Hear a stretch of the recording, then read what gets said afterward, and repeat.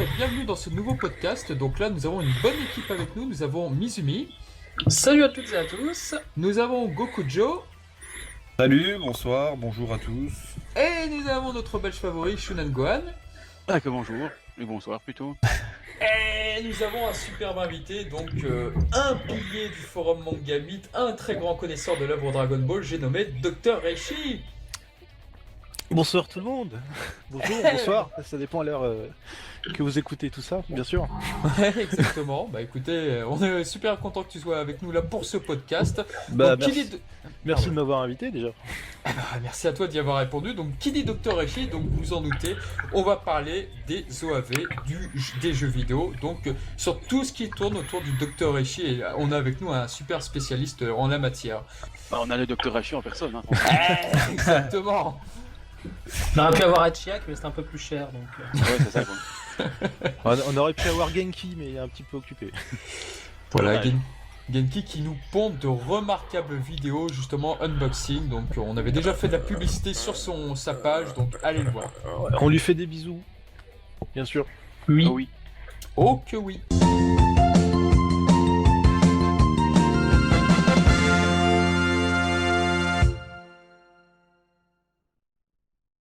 Donc d'abord, effectivement, je me rappelle très bien des jeux Famicom. Donc déjà, il y avait beaucoup de personnages sur ces jeux Famicom à l'époque. Il y avait déjà Garlic Junior, il y avait déjà la possibilité de faire des tournois. Donc c'est pas vraiment des jeux très connus. Je crois que c'est les jeux, le dossier spécial dans le Joypad qui les avait révélés à l'époque. Donc c'est dire de Grigorello. Et un site est arrivé, donc l'anomalie, c'est-à-dire un jeu reprenant une histoire originale qui n'existait pas. Exactement. Et donc sont arrivés donc les OAV du Dr Reishi. Alors déjà, il y a une rumeur sur le Dr Reishi. Il y a une rumeur. La rumeur sur Internet, c'est de se dire que son design ressemble énormément à un boss de Dragon Quest et qui pourrait faire allusion à ça. Je crois que c'est Zoma. Il me semble que c'est Zoma de Dragon Quest 5. Sauf que Zoma est arrivé bien après, si je dis pas de bêtises. C'est bien ça? C'est pas moi qu'il faut demander ça, Dragon Quest. Alors Dragon Quest, ce que j'en connais, moi, c'est quelques jeux vidéo qui sont sortis en France. Les premiers qui sont sortis sur 3DS que j'ai commencé, puis ma 3DS m'a lâché. Et puis le jeu qui était sorti sur PS2. Après, ce sont majoritairement les illustrations de Toriyama, les artworks. Mais le reste, les jeux vidéo, je les ai pas tous terminés, donc je vais pas pouvoir te répondre. Et pour Enfin, comme j'ai dit une bêtise Isu, là-dessus, c'était de Dragon Quest 6, ce personnage-là, Ouais, donc voilà. il a été fait bien après, autant pour moi. Voilà, j'allais donc ça dire répond à pour la ma question. part, c'est comme Mizu, bon si, et justement j'allais faire une petite correction dessus, j'ai vérifié pour le podcast, et c'était Mort à Mort Oui, de Mort à mort, Dragon Quest exactement, 6. Dragon Et Quest je l'ai 6, vu oui. justement sur le Wikia. Ah, oui. Voilà. Bon, je viens de voir la même page que toi, alors. Voilà. Ouais, c'est moi qui ai fait la page, en plus, bouf, honte sur moi. Mais il y a eu de nombreuses rumeurs là-dessus. Il y a eu de nombreuses rumeurs là-dessus sur Dragon Quest et Dr Reishi, parce que, bon, Ah il y a une bah petite forcément, similitude. parce que quand on regarde les designs, c'est obligé, il y a une inspiration. Mais si je me rappelle bien, Dragon Quest 6 est arrivé avant, non? Ou après? Il est arrivé en fin de vie de la Super Famicom, si je dis pas de bêtises, donc oui, Du oui, bien coup- après. Ouais, d'accord. Alors que le premier jeu sur les OAV de Dr Reishi était sur Famicom, donc à mon Mhm. avis, l'inspiration est de l'autre côté Dragon Ball vers Dragon Quest. D'accord, ouais. Enfin, ce qui est assez rare pour être prononcé, mais en tout cas, ça a l'air d'être le cas. Oh, c'est très probablement le cas. Hein. Vu les designs, on pourra peut-être les mettre, mais Oui, on les mettra sur les vidéos. c'est vrai qu'ils ressemblent très fortement. Ouais. Est-ce que c'est Toriyama d'ailleurs qui avait inventé le design du Dr Reichi ou est-ce que c'est un chara designer de Dragon Ball? Non, c'est Toriyama. Hein. De mémoire, c'est Toriyama. Faudrait vérifier, mais moi j'ai J'avoue cette que- impression. Je suppose, hein, il fait souvent ça quand même. Hein. Il le fait souvent, mais il le fait pas tout le Ouais. temps. Ouais, non, Mais C'est là, pas ça systématique, va- tout à fait, oui. Non, c'est Ouais. vrai, c'est vrai. Il l'a fait pour Dr Willow, il l'a fait pour Dr Kochin, il l'a Mhm. fait pour le Shinseiju, donc l'arbre, ce qu'ils ont appelé dans la VF l'arbre sacré dans le film. L'arbre sacré. Ouais. Le vénérable après, sacré. Mais la question est intéressante de Mizumi, parce que justement, quand vous regardez le Daizenshuu sur les inspirations de Toriyama, comme la partie section vidéo est absente, bah du coup, on n'a pas les élaborations de Toriyama sur Dr Reishi, Hachiak, si pour peu qu'ils ont été créés par lui, évidemment. Donc du coup, la question m'a d'être posée. En revanche, le monstre, le boss de Dragon Ball versus VRS, j'arrive jamais à le dire, en arcade, est bien de Toriyama. Ça, c'est clair et net, par contre. Le VRVF. Oui. Oui, je vois lequel de. Oui, celui l'artbook que tu- de Dragon Ball des 30 ans, justement, a Oui. révélé une deuxième forme où il était transformé, où tu le voyais avec Ah oui. plusieurs bras, et il est bien spécial comme boss. Un peu, ouais. Ozeto, là. Ozeto, pardon. Aux octos, ouais. Très bon boss et redoutable. Bah écoutez, je vais vous dire que moi je trouve qu'il a une apparence vraiment particulière et j'ai du mal à le voir dans l'univers de Dragon Ball, à me l'imaginer. Alors est-ce que ça le Chichak fait? Non, Ozoto, cette espèce Oui. de démon mauve là. J'ai du mal à me dire que c'est un personnage de Dragon Ball. Je le vois plus comme un personnage de Dragon Quest. Oui, il a une connotation très Dragon Quest, effectivement, la manière dont il est fait. C'est peut-être parce que dans Dragon Quest, on a plus souvent le droit à ce genre de créature, alors Ouais, que dans je Dragon Ball, pense. c'est moins le cas. Mm. Mais aujourd'hui, j'aimerais bien qu'il ait sa place, justement. Je trouve que, si tu veux chercher du 109, ouais, moi je m'orienterais vers lui. Bah, de toute façon, je crois que c'est fait avec Dragon Ball Heroes actuellement. Ah oui, ça. Après, Bon, ouais, Heroes, c'est fait. Heroes, j'ai du Il mal me à me semble dire qu'ils aussi. viennent de l'intégrer. Pour en revenir donc au jeu, sur le Dr Reishi, on revient avec celle qu'on a un petit peu digressé. Déjà, première fois que ça arrive dans un jeu Famicom, si je dis pas de bêtises, c'est une histoire totalement inédite. C'est une histoire totalement inédite. Les anciens ont été ressuscités, Slug, Freezer, Cooler et Tu laisses. Thales, Tulis, ouais. Tulis, exactement, ont été pardon. ressuscités. Et ce qui ne s'était jamais fait. Alors dans un jeu vidéo, ça passe vachement bien, il n'y a aucun souci. En OAV, ça a été pas plus délicat, mais c'était étrange. C'était étrange en tout cas. Moi j'ai beaucoup aimé, attention, je dis pas. Et puis voilà, déjà il y a ça nous met une petite mise en bouche, et ensuite intervient donc le Dr Reishi. Le Dr Reishi, déjà, l'intelligence du propos, c'est de revenir sur un élément que Toriyama ne s'est jamais servi, et pour cause, ce n'est pas dans le manga les Tsuffles, ça n'y figure pas, c'est de se dire que, ah ouais, mais avant d'être les Saiyans, les héros qu'on connaît, les Tsuffles, ils sont vachement morflés, et tout le monde s'en moque, donc c'est dommage. Oui, et là on fait le lien avec Dragon Ball GT, le professeur Mew et Ah oui, c'est Attends, largement attends, inspiré. avant- Raichi. Avant ça, il y a l'épisode 20 de DBZ. C'est tout à fait, Oui. ouais. Ah, c'est de ça Ouais. dont j'en suis né, oui, tout à fait. Eh oui. Parce que dans l'épisode 20, c'est l'épisode où t'as Goku qui est chez Kaio et qui s'entraîne Avec Grégory. avec Il vient Grégory. Et Doublé par Antoine Noël maintenant. C'était Eric Legrand qui faisait Grégory. sur- Exactement. C'était marrant. Et juste à ce moment-là, t'as Kaio qui lui raconte un petit peu son passé au niveau de ses racines, etc. Et on nous parle justement des Toffles en VF. Passage absent du manga. Voilà. Tout à fait. Et donc c'est à ce moment-là où on apprend qu'ils se sont fait exterminer par les Saiyans et les OAV, le jeu sur Famicom, le jeu sur Playdia ou sur Magic Blast 2, j'ai envie de dire maintenant, et ils ont repris cet élément de l'histoire assez intelligemment, puisque justement, qu'est-ce qui se passerait si un Tsuffles avait survécu? Qu'est-ce qui se passerait s'il revenait hanter les Saiyans?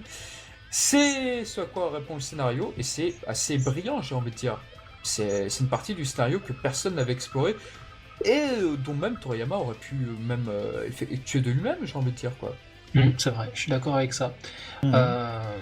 Je pense que c'était intéressant de ne pas laisser cette porte ouverte et de ne rien en faire, d'aller à l'intérieur, de prendre quelques ingrédients comme ils l'ont fait habilement, et puis d'en faire un scénario. Après, ce qui est un petit peu dommage, c'est une OVA, donc je peux le comprendre, c'est qu'ils sont allés piocher des personnages des films et qu'on peut pas l'intégrer, on peut pas vraiment l'intégrer à la trame principale de ce fait.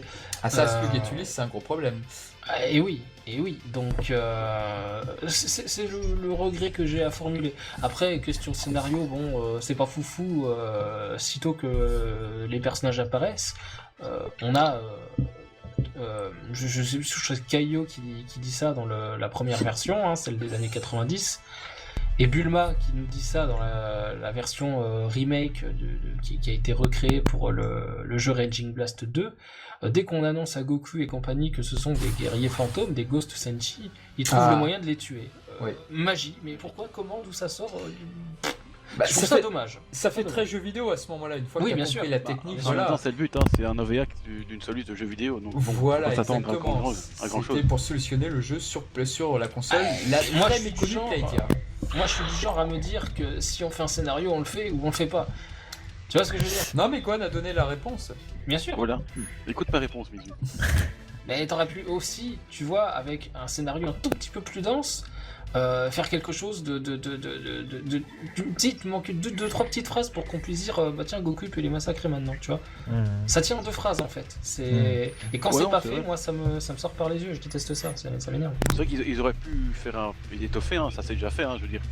Bon, j'ai déjà souvent dit dans les recommandations, mais par exemple, le manga de Twilight Princess, c'est ce qu'ils font. Ils ont pris le jeu et ils sont en train de l'étoffer. Exactement. Bon, c'est pas non plus extraordinaire, hein, je veux dire, ils vont pas faire 50 tomes, mais je veux dire, ils prennent le scénario du jeu vidéo pour en faire un truc un peu plus Tout à fait. cohérent, je veux dire, parce que bon, un jeu vidéo, ça reste un jeu vidéo, je veux dire. Alors moi je vais rebondir sur ce que j'ai entendu là juste à l'instant. Donc on a dit que c'était une OVA, etc.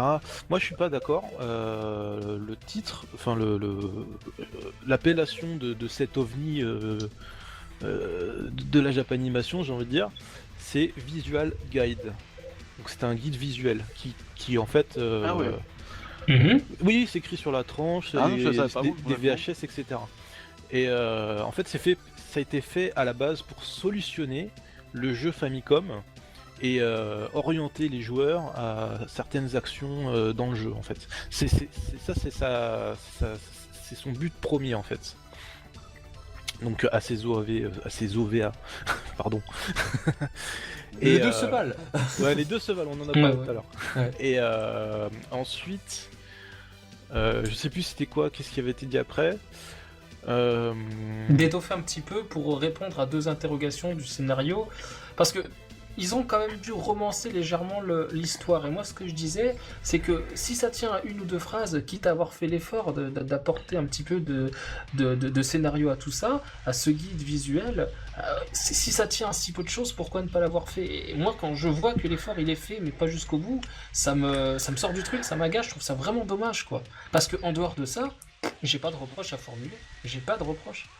Et tu vois, c'est là où justement, je vais pas dire tu te trompes, et tu as raison, et en même temps tu as tort, c'est que c'est une expérience qui se complète avec d'autres éléments. Parce que tu as d'abord le jeu Famicom, il faut que tu joues aux jeux vidéo. Donc après, bon, si tu t'en sors pas, t'as quand même les deux OVA qui vont t'aider à t'apporter des réponses, voir comment ça s'est passé, etc. Ouais. Et c'est pas fini, parce qu'on n'en a pas parlé, mais il y a aussi les jeux Playdia. Ouais. Et les jeux Playdia, ça va étoffer énormément les deux OVA, parce que ça, par exemple, tu prends le premier jeu Playdia, à lui tout seul, il fait 1 heure. Tu prends la deuxième partie, ça fait 45 minutes, un peu plus les fins alternatives, etc. Donc tout ça te fait une expérience que tu peux développer et avoir tes réponses. Par exemple, comment Gohan rentre dans la pyramide, bah ça tu l'as seulement dans les jeux Playdia, tu vois. Ouais, c'est vrai. Ouais. J'ai une petite question. D'abord sont arrivés les OAV et ensuite est arrivé les jeux Playdia, c'est ça? Alors, le jeu Famicom est sorti le 6 août 93. Premier OVA est sorti le 23 juillet 93, donc le Jokan. Ensuite, deuxième OVA est sorti le 25 août 93. Ensuite, on a eu l'OST qui est sorti le 21 octobre 93. Ensuite, les jeux Playdia sont sortis, donc le Shichuen le 23 septembre 94, donc voilà. une année après quasiment, enfin un peu plus, et le Uchuen est sorti le 23 décembre 94. Alors, pour simplement les auditeurs qui ne sont pas familiers avec les termes japonais, Chikyuhen ça veut dire l'arc sur Terre, l'arc terrien, si je puis dire, la première partie, et Uchuhen c'est l'arc dans l'espace, là où ils vont vraiment dans le repère du docteur Laichi, lui mettre la misère à lui et à Chiak. Voilà. Exactement. Alors déjà, on peut parler des musiques parce qu'il y a plusieurs compositeurs qui sont derrière donc cette histoire-là. On en parlait tout à l'heure. Moi, je l'ignorais, donc je viens de l'apprendre. Je vais pas faire celui qui connaissait. Donc, tu peux nous en dire un petit peu plus, Dr. Eshi? Alors déjà, on a déjà un staff pour le jeu qui est tout simplement écrit à la fin du jeu en Romaji, tout simplement. Il suffit de finir le jeu. Vous avez des let's play un peu partout sur YouTube, si jamais vous les retrouvez. Bon, ils sont dans la case sonde, donc il y a plusieurs personnes, et par contre, comme c'est un jeu, on retrouve des pseudos, hein, un petit peu comme dans les DBZ, Super Butoden, etc. On retrouve des pseudos, donc on sait pas exactement qui ça correspond, on peut peut-être avoir une petite idée. Alors j'ai pas noté les noms spécialement pour le jeu. On va plutôt s'intéresser aux œuvres animées plutôt. Donc ce qu'il faut savoir, c'est que l'OST des OVA, en fait c'est une réorchestration des musiques du jeu Famicom. Et ça a été fait par Keiju Ishikawa. Voilà. Ishikawa que j'aurais adoré retrouver notamment pour le remake. On a de très très belles musiques pour le remake, mais je préfère ce qu'a fait Ishikawa sur les jeux Playdia largement. De mon côté, j'aime Alors, attention, Pas énormément sur les les jeux musiques Playdia, sur des l'adaptation OAV. animée. Bien Sur sûr. l'adaptation en animé, ouais. Tant pour moi. Parce que là tu viens de dire une... Ouais, non, effectivement. J'ai Attention, tendance à faire il ce recule, raccourci. J'ai totalement, tu as Bagdash. totalement raison. Je fais ce raccourci bêtement très souvent. Contrôle Z, vite. Voilà, c'est ça, Ctrl Z. N'écoutez pas ce que j'ai dit. C'est vrai, il a raison. Ok. Et donc on va justement parler des musiques de la version Playdia, qui ne sont absolument pas pareilles par rapport aux OVA, et qui ont été soi-disant composées par Keiji Yamamoto, le célèbre compositeur des musiques de jeu. Ouais. Et après pour le remake, on a Hiroshi Takaki qui avait aussi fait l'épisode de Badak. Voilà. Pour les J'apprécie musiques. beaucoup aussi d'ailleurs. J'apprécie beaucoup. Moi, je suis très fan des musiques des OAB du Dr. Eshi, justement, les Moi d'époque. aussi, j'aime bien, Et c'est très rythmique comme ça. j'avais l'OST justement, et je me rappelle que ça a toujours été un argument pour moi de dire c'est vrai que j'adore Shunsuke Kikuchi, mais d'autres compositeurs sont capables de faire mieux, et je ne m'enferme pas sur uniquement ce compositeur-là. J'ai souvent cité justement le compositeur des OAV du Dr. Eshi pour dire que d'autres pouvaient faire largement le travail. La musique où apparaît justement Hatchak, la créature, avec les orgues et tout, mais je suis désolé, ce passage musicalement, il est parfait. Il est parfait. J'aime bien le thème principal, ce qu'ils ont appelé le main theme, tout simplement. J'aime bien aussi la musique avec les orgues. Quand apparaît Hachiak, elle est fabuleuse. sublime. Mais En là, plus, on a une animation de Naoto Shishida à ce moment-là, donc fabuleux. vous y voilà. Et oui, je peux pas ne pas parler animation. Exactement, non, mais t'as raison. Mais faut se remettre aussi un petit peu dans le contexte de l'époque, hein, quand il y avait vraiment le grand boom des BZ, tout ça. Et d'un seul coup, un petit peu dans les cours d'école, tout ça, on nous balance cette VHS. Cette VHS, oui, parce que c'était la VHS chinoise sous-titrée chinois, bien sûr. On est d'accord. Hein. Et tu mets cette VHS dans ton magnéto, et puis d'un seul coup, tu te retrouves avec un ovni de DBZ, tu sais pas ce que c'est, parce que tu reconnais pas les musiques, tu fais c'est quoi ces musiques, ça vient d'où et tout. Et puis T'as personne jamais n'en entendu ça. parlait. Mais ouais. Personne Mais oui, n'en parlait. c'est ça, personne n'en parlait parce que personne connaissait. Ouais.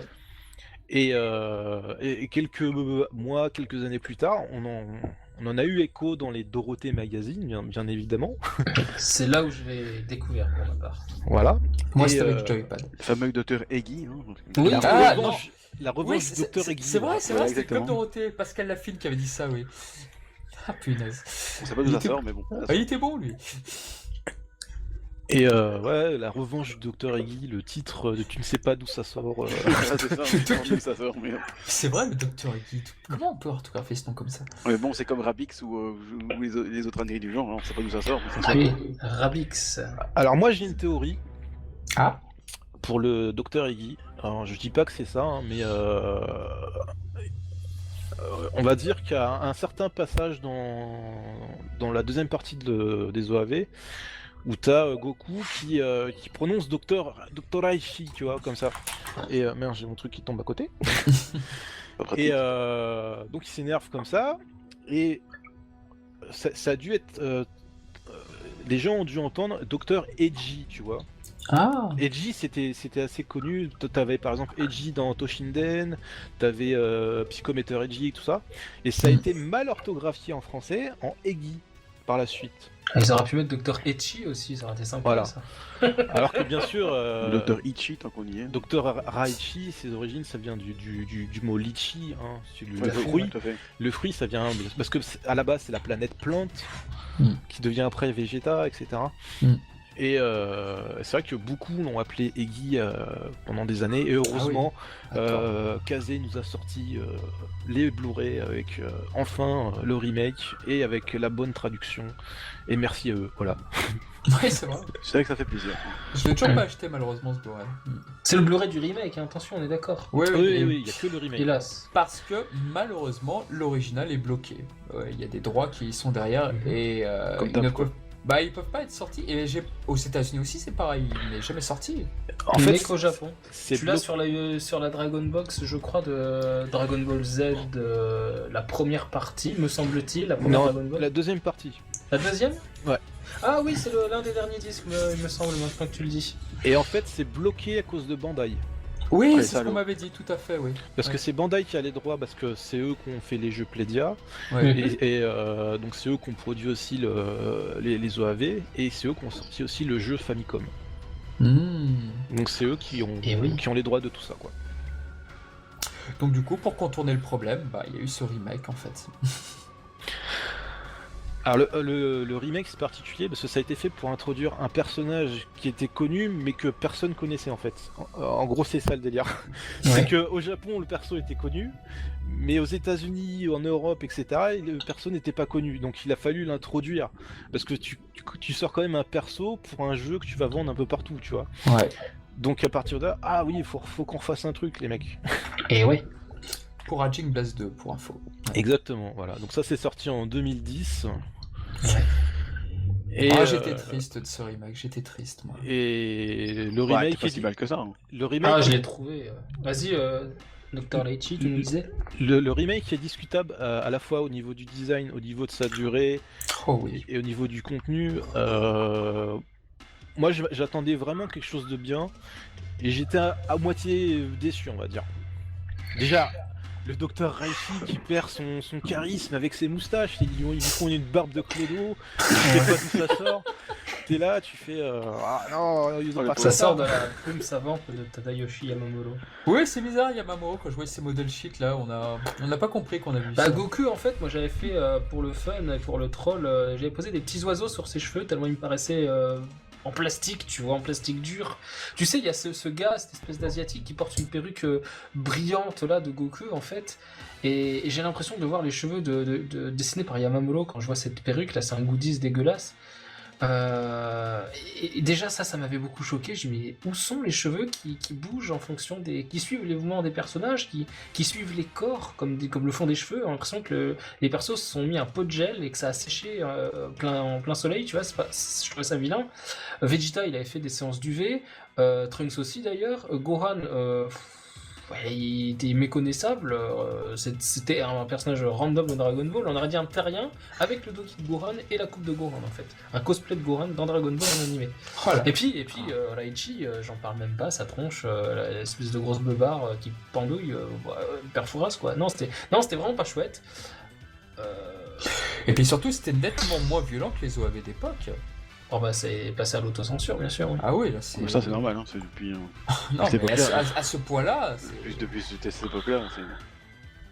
Et puis C'est surtout, il a été vraiment écourté parce qu'il y avait toute la partie exploration au niveau des Strong Gas Machines qui, en fait, il y en a plus qu'une à la fin. C'est Et ça. il y avait aussi, il y a une petite erreur, je sais pas si vous avez fait gaffe dans ce remake. On en avait déjà parlé sur les sites. Ah, la ville de Satan. Satan City. Exactement. Ah oui, la ville de Satan City qui existe alors que ça se passe avant le Cell Game, oui. Ah, c'est joli, ça, c'est joli. Ouais. Ah, ça c'est vrai qu'elle était cocasse cette erreur. Parce qu'il faut savoir que dans l'original, il y avait une référence à Mister Satan quand Piccolo va sur l'île Poco Poco. Et Oui. il a un ennemi qui sait pas voler et qui tombe dans des mines. Il fait mais lui il est encore plus débile que Mister Satan, tu vois. Oui voilà c'est ça. C'est sympa. Donc il y avait la petite référence, il y avait aussi une petite référence après, bien plus tard, à Broly, parce que... Ah oui. Enfin, ça s'explique aussi par le fait que c'est le même réalisateur. C'est Shigeru Yamauchi qui, justement, réalisait les OAV du Dr. Eishi. Et bah, du coup, il était de son bon droit de faire écho à un de ses personnages qu'il avait créé précédemment. Tout à fait, oui. En plus, ça date de la même époque, 93. Ouais. Donc, c'est pas étonnant qu'il ait fait mention. Et puis, ça fait un petit peu auto-promotion, tu vois ce que je veux te dire. N'oubliez pas, il y a ce film qui est sorti, là, vous vous rappelez? N'hésitez pas, voilà. Ça, c'est le genre de parole qu'il faisait souvent dans Saint Seiya, justement, Yamauchi. Pour te dire, c'est incroyable, il se déplace encore plus vite que les Chevaliers d'Or. Dans le deuxième film, tu fais ah, c'est une petite indication qui a son importance. Et là, en plus, on te vendait bien le film pour dire ah, tu vois, le gars qui est super badass, de toute façon, je pense que ça se voit visuellement. Pour moi, Check a toujours été au-delà au-dessus de Broly, quoi. Et le fait que Goku te donne cette indication, ça te le confirme. Je veux dire, il a une telle violence dans les propos, dans les coups. Ouais, bon, pour moi, ça me paraissait cohérent. Bah, de toute façon, les personnages de Dragon Ball ont pour habitude d'apparaître du plus puissant, enfin du plus faible au plus puissant. Bojack apparaît après Broly, naturellement il est beaucoup plus puissant que lui. Je parle bien du premier Broly, hein. Nos auditeurs ne me parlez pas du Broly du film Dragon Ball Super qui n'a rien à voir avec celui dont je parle. Voilà, les personnages apparaissent dans l'ordre. Beerus est plus fort que Janemba. Merde. Hildegard est plus fort que tout le reste. L'exception avec Madou, tu ne suis? Oui, tout à fait, tout à fait. Le Majin Buu pur est moins fort que le Buu Gohan absorbé dans Ah la bon Blaze. Mais non, mais c'est pas vrai, qu'est-ce que tu racontes? On sait tous que c'est... Pardon, C'est beaucoup de choses, je crois que tu c'est voulais dire super quelque chose. Non, ouais, quand vous parliez de Broly, juste, moi, il y a une scène qui me... Je sais pas pourquoi, mais dans la mise en scène, dans la réalisation, j'ai l'impression que ça se rapproche vraiment, justement, du film avec Broly. Le film Broly, il est sorti réalisateur. juste avant, du coup, non? Oui, oui. Ouais. Et ben, vous savez la scène où la première attaque de Vegeta sur Hachiyak, Ouais. Vegeta il recule comme ça, il balance une certaine attaque, et dans la réalisation, j'ai l'impression, j'ai pas revérifié, mais ça me semble pareil que pendant le film Broly. Quand Ah, Broly arrive, Vegeta recule, j'ai l'impression que c'est la même manière, faudrait que je revérifie, mais la mise en scène, il me semble, est vraiment similaire. Je sais pas si ça Ah, me dit quelque chose, Ça ça doit vous a être frappé similaire à ou- ce que fait Yamauchi habituellement, mais c'est vrai que Ouais, ouais. non, c'est vrai que ça me faisait déjà beaucoup penser. Et puis il y a un truc avec Yamauchi que j'ai remarqué, je suis désolé pour Shunan Gohan, mais c'est Goku, Vegeta et Trunks et Goten sont des sidekicks. Faites le lien entre Goten Broly et les OAV de Dr. Eishi. Attends, J'ai- Goten Non, pas Goten, Gohan et Trunks, pour moi, c'est des Ah, non. sidekicks de leur papa en fait dans, Oui, dans les deux plus œuvres. ou moins, j'ai envie de dire, parce que Vegeta, c'en est un sacré dans tous les films si tu regardes bien. Ah oui, mais c'est là, souvent il- le dernier arrivé et le premier qui gicle. Et Oui. là, l'exception, bah. Ah là, il se fait pareil, gicler en quoi. premier, il se fait gicler en premier dans les Ah deux- oui, deux non, OAV. C'est vrai, Ouais, ça, j'ai je aussi sais pas, cette c'est- impression-là, c'est vrai. Parce que C'est pas non quand plus, je t'ai écouté parler, Pourquoi il essaie de j'ai parler j'ai revu.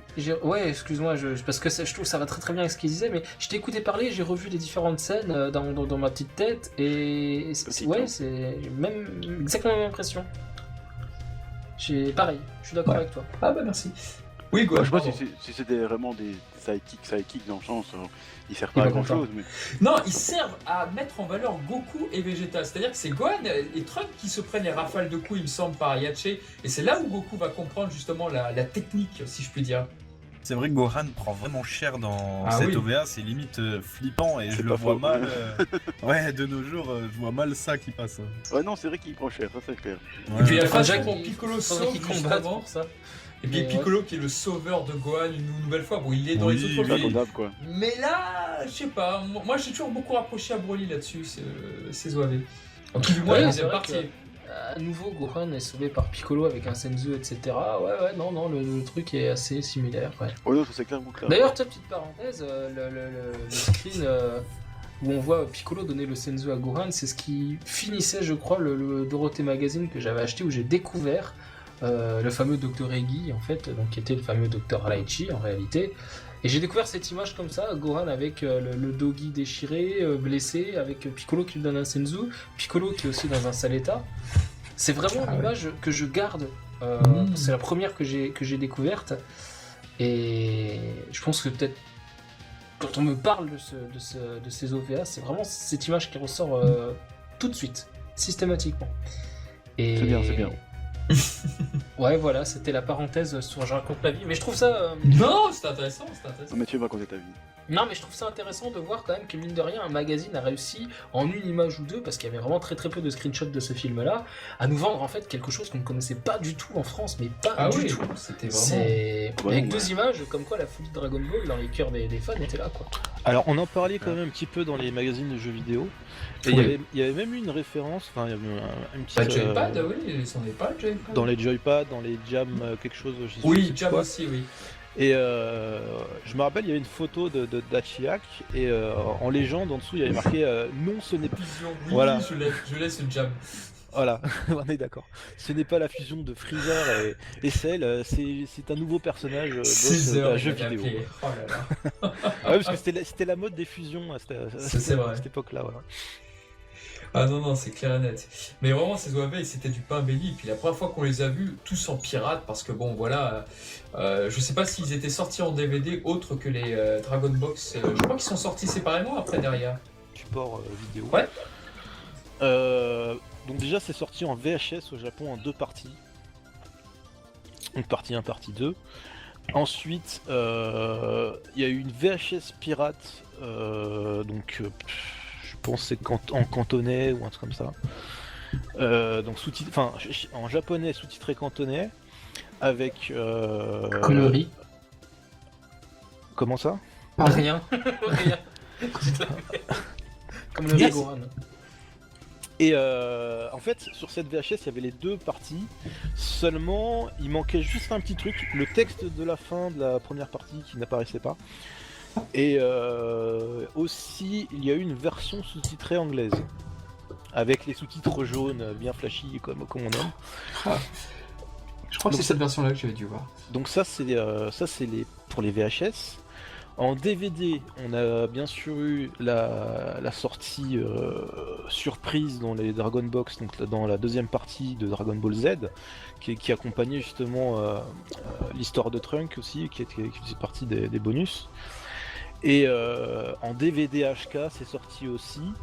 Donc pareil, en sous-titré chinois et en sous-titré en anglais approximatif, avec les noms bizarres qu'ils ont inventés. Oh là là. Mais c'était quand même une qualité assez bonne pour du DVD HK. Mm. Voilà. Et après, bon, en essai, j'ai envie de dire, il y a eu une version française, oui, qui a été faite par des fans. Je sais pas si vous connaissez Archangel, Eddie. Ah, si, bien sûr, oui. Il y a d'MC, ceux qui chantent. Avait fait une VF avec les musiques de l'animé. Ah. Pas les musiques de l'OAV en fait. Ah, Voilà. Et je crois que c'est tout ce qui a été fait. Bon, après, c'est pas sorti en DVD ni quoi que ce soit. Hein. C'était en vidéo que tu pouvais télécharger, etc. Voilà. Et oui, je me rappelle c'est jamais sorti en sous-titré français, etc. pour des Voilà. raisons qu'on a évoquées tout à l'heure. Voilà. D'ailleurs, pour revenir aux deux jeux Playdia, alors les jeux Playdia, ils avaient cette particularité, c'est justement, ils avaient plusieurs embranchements en fait. Tu ne pouvais avoir des actions, genre tu pouvais buter, je crois, Slug d'une différente manière, soit avec Gohan le sifflement, soit autrement, enfin. Et puis surtout, tu avais plusieurs fins différentes au jeu. Et alors là, si je dis pas de bêtises, Mangamite, la communauté Mangamite, a été précurseur là-dessus, parce que je crois que vous avez été les premiers à diffuser sur internet l'une des fins où la créature du Dr. Eishi devenait géante, c'est bien ça? Ah oui, c'est vrai, parce que en fait, à l'époque, c'était il y a plus de 10 ans maintenant, sur Mangamite, bon, bah, c'est des collectionneurs, et des collectionneurs assez acharnés, qui cherchent des perles rares, etc. Et parmi ces perles rares, il y avait quoi? Les jeux Playdia, la console Playdia. Et à partir de là, il y a eu un topic qui disait voilà, moi je suis en train de jouer au jeu, j'essaye d'avoir telle fin, j'en ai entendu parler, etc. Et ça a commencé comme ça, et donc il y avait plusieurs personnes qui étaient là-dessus. Donc il y avait Steven, alors je sais plus les chiffres qu'il y a après, hein, on va dire Steven. Ouais. C'est ça, quand t'as des pseudos, mais t'as des chiffres après. Un très grand connaisseur sur Dragon Ball pour nos Un amis très auditeurs. grand collectionneur, il Très a grand une collectionneur aussi. très belle collection, etc. On a bien sûr Genki, hein. Steven, c'est un des plus grands collectionneurs de celluloïd Dragon Ball, j'ai l'impression, si je dis pas de bêtises. Un grand collectionneur de Dragon Ball, tout court. Ah J'ai envie de ouais, te dire. ah non, c'est incroyable les celluloïds qu'il a. Le Goku qui se transforme en Super Saiyan, bah il l'a, voilà. Non, sérieux, Tu c'est cherches lui qui l'a? Oui, c'est lui. Ouais. Oh, merde. Ah, tu le savais pas? Attends, le Goku qu'on voit, le plan complet là, le travelling? Le travelling. Ouais. Oui, on parle bien de celui-ci, monsieur. C'est bien, t'as tout de suite compris de quel Ouais, on Goku parlait. Joe, t'as vu ce que t'aurais pu faire dédicacer ben. par Sato? Ah bah non. Bah non. Oh punaise. Et donc sur ce topic, il y avait Steven, il y avait Genki, Qui ne pouvait pas être là avec nous ce soir, malheureusement. qui est occupé en ce moment, mais qui aurait voulu être parmi nous sûrement, et même c'est même très sûr. Et il y avait un autre protagoniste qui s'appelait tout simplement la Résistance, qui je sais pas si vous Qui est connaissez. devenu un journaliste de Gameblog, si je dis pas de bêtises. Exactement. Romain Mahut sur Gameblog, Et oui. voilà. Donc ça, c'était la petite communauté Mangamite qui possédait la Plédia avec les jeux.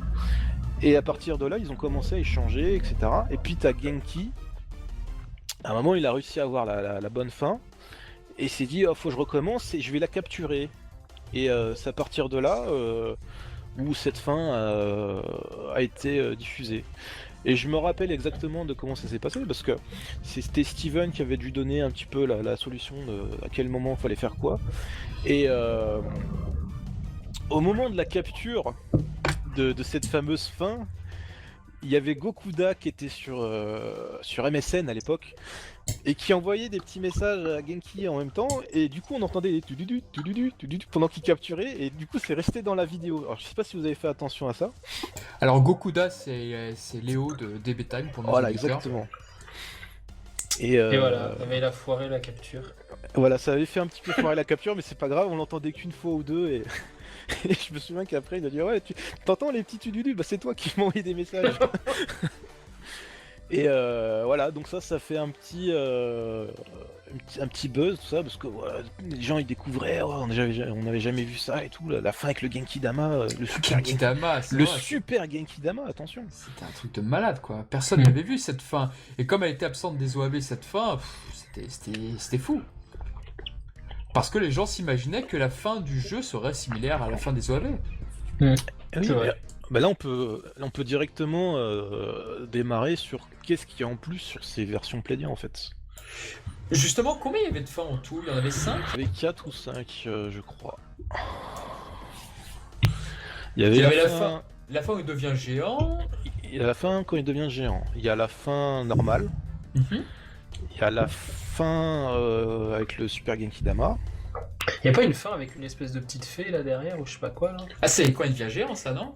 Ouais, ça c'est quand il devient géant. Non, Ah oui, attends. voilà. Oui, il a que fait what the fuck. Comme j'appelle. Ouais, ouais. Il y a la fin quand il se dédouble. Ah oui! Oh, les rares, celle-ci, j'ai l'impression. Ouais, et il y a la 5e fin qui en fait se passe un petit peu avant. C'est quand le docteur Aishi se fait absorber par le papyrus. Ah, ça, c'est la mauvaise fin, du coup, en fait. C'est Tu une rencontres- fin abrégée, on va dire. Ouais, tu rencontres Bariachek, en fait. Tu le rencontres pas, voilà, c'est fini. Ouais, d'accord. Ah. Et dans la première partie, t'avais pas mal de séquences en plus, notamment au niveau des recherches, au niveau des machines Destron Gaz. Donc t'avais plusieurs interactions, notamment avec Piccolo qui va sur un navire échoué, qui a en fait d'un seul coup se met à couler, et puis après, juste après, t'as une baleine avec un espèce de palmier sur le dos, il croit que c'était une île, etc.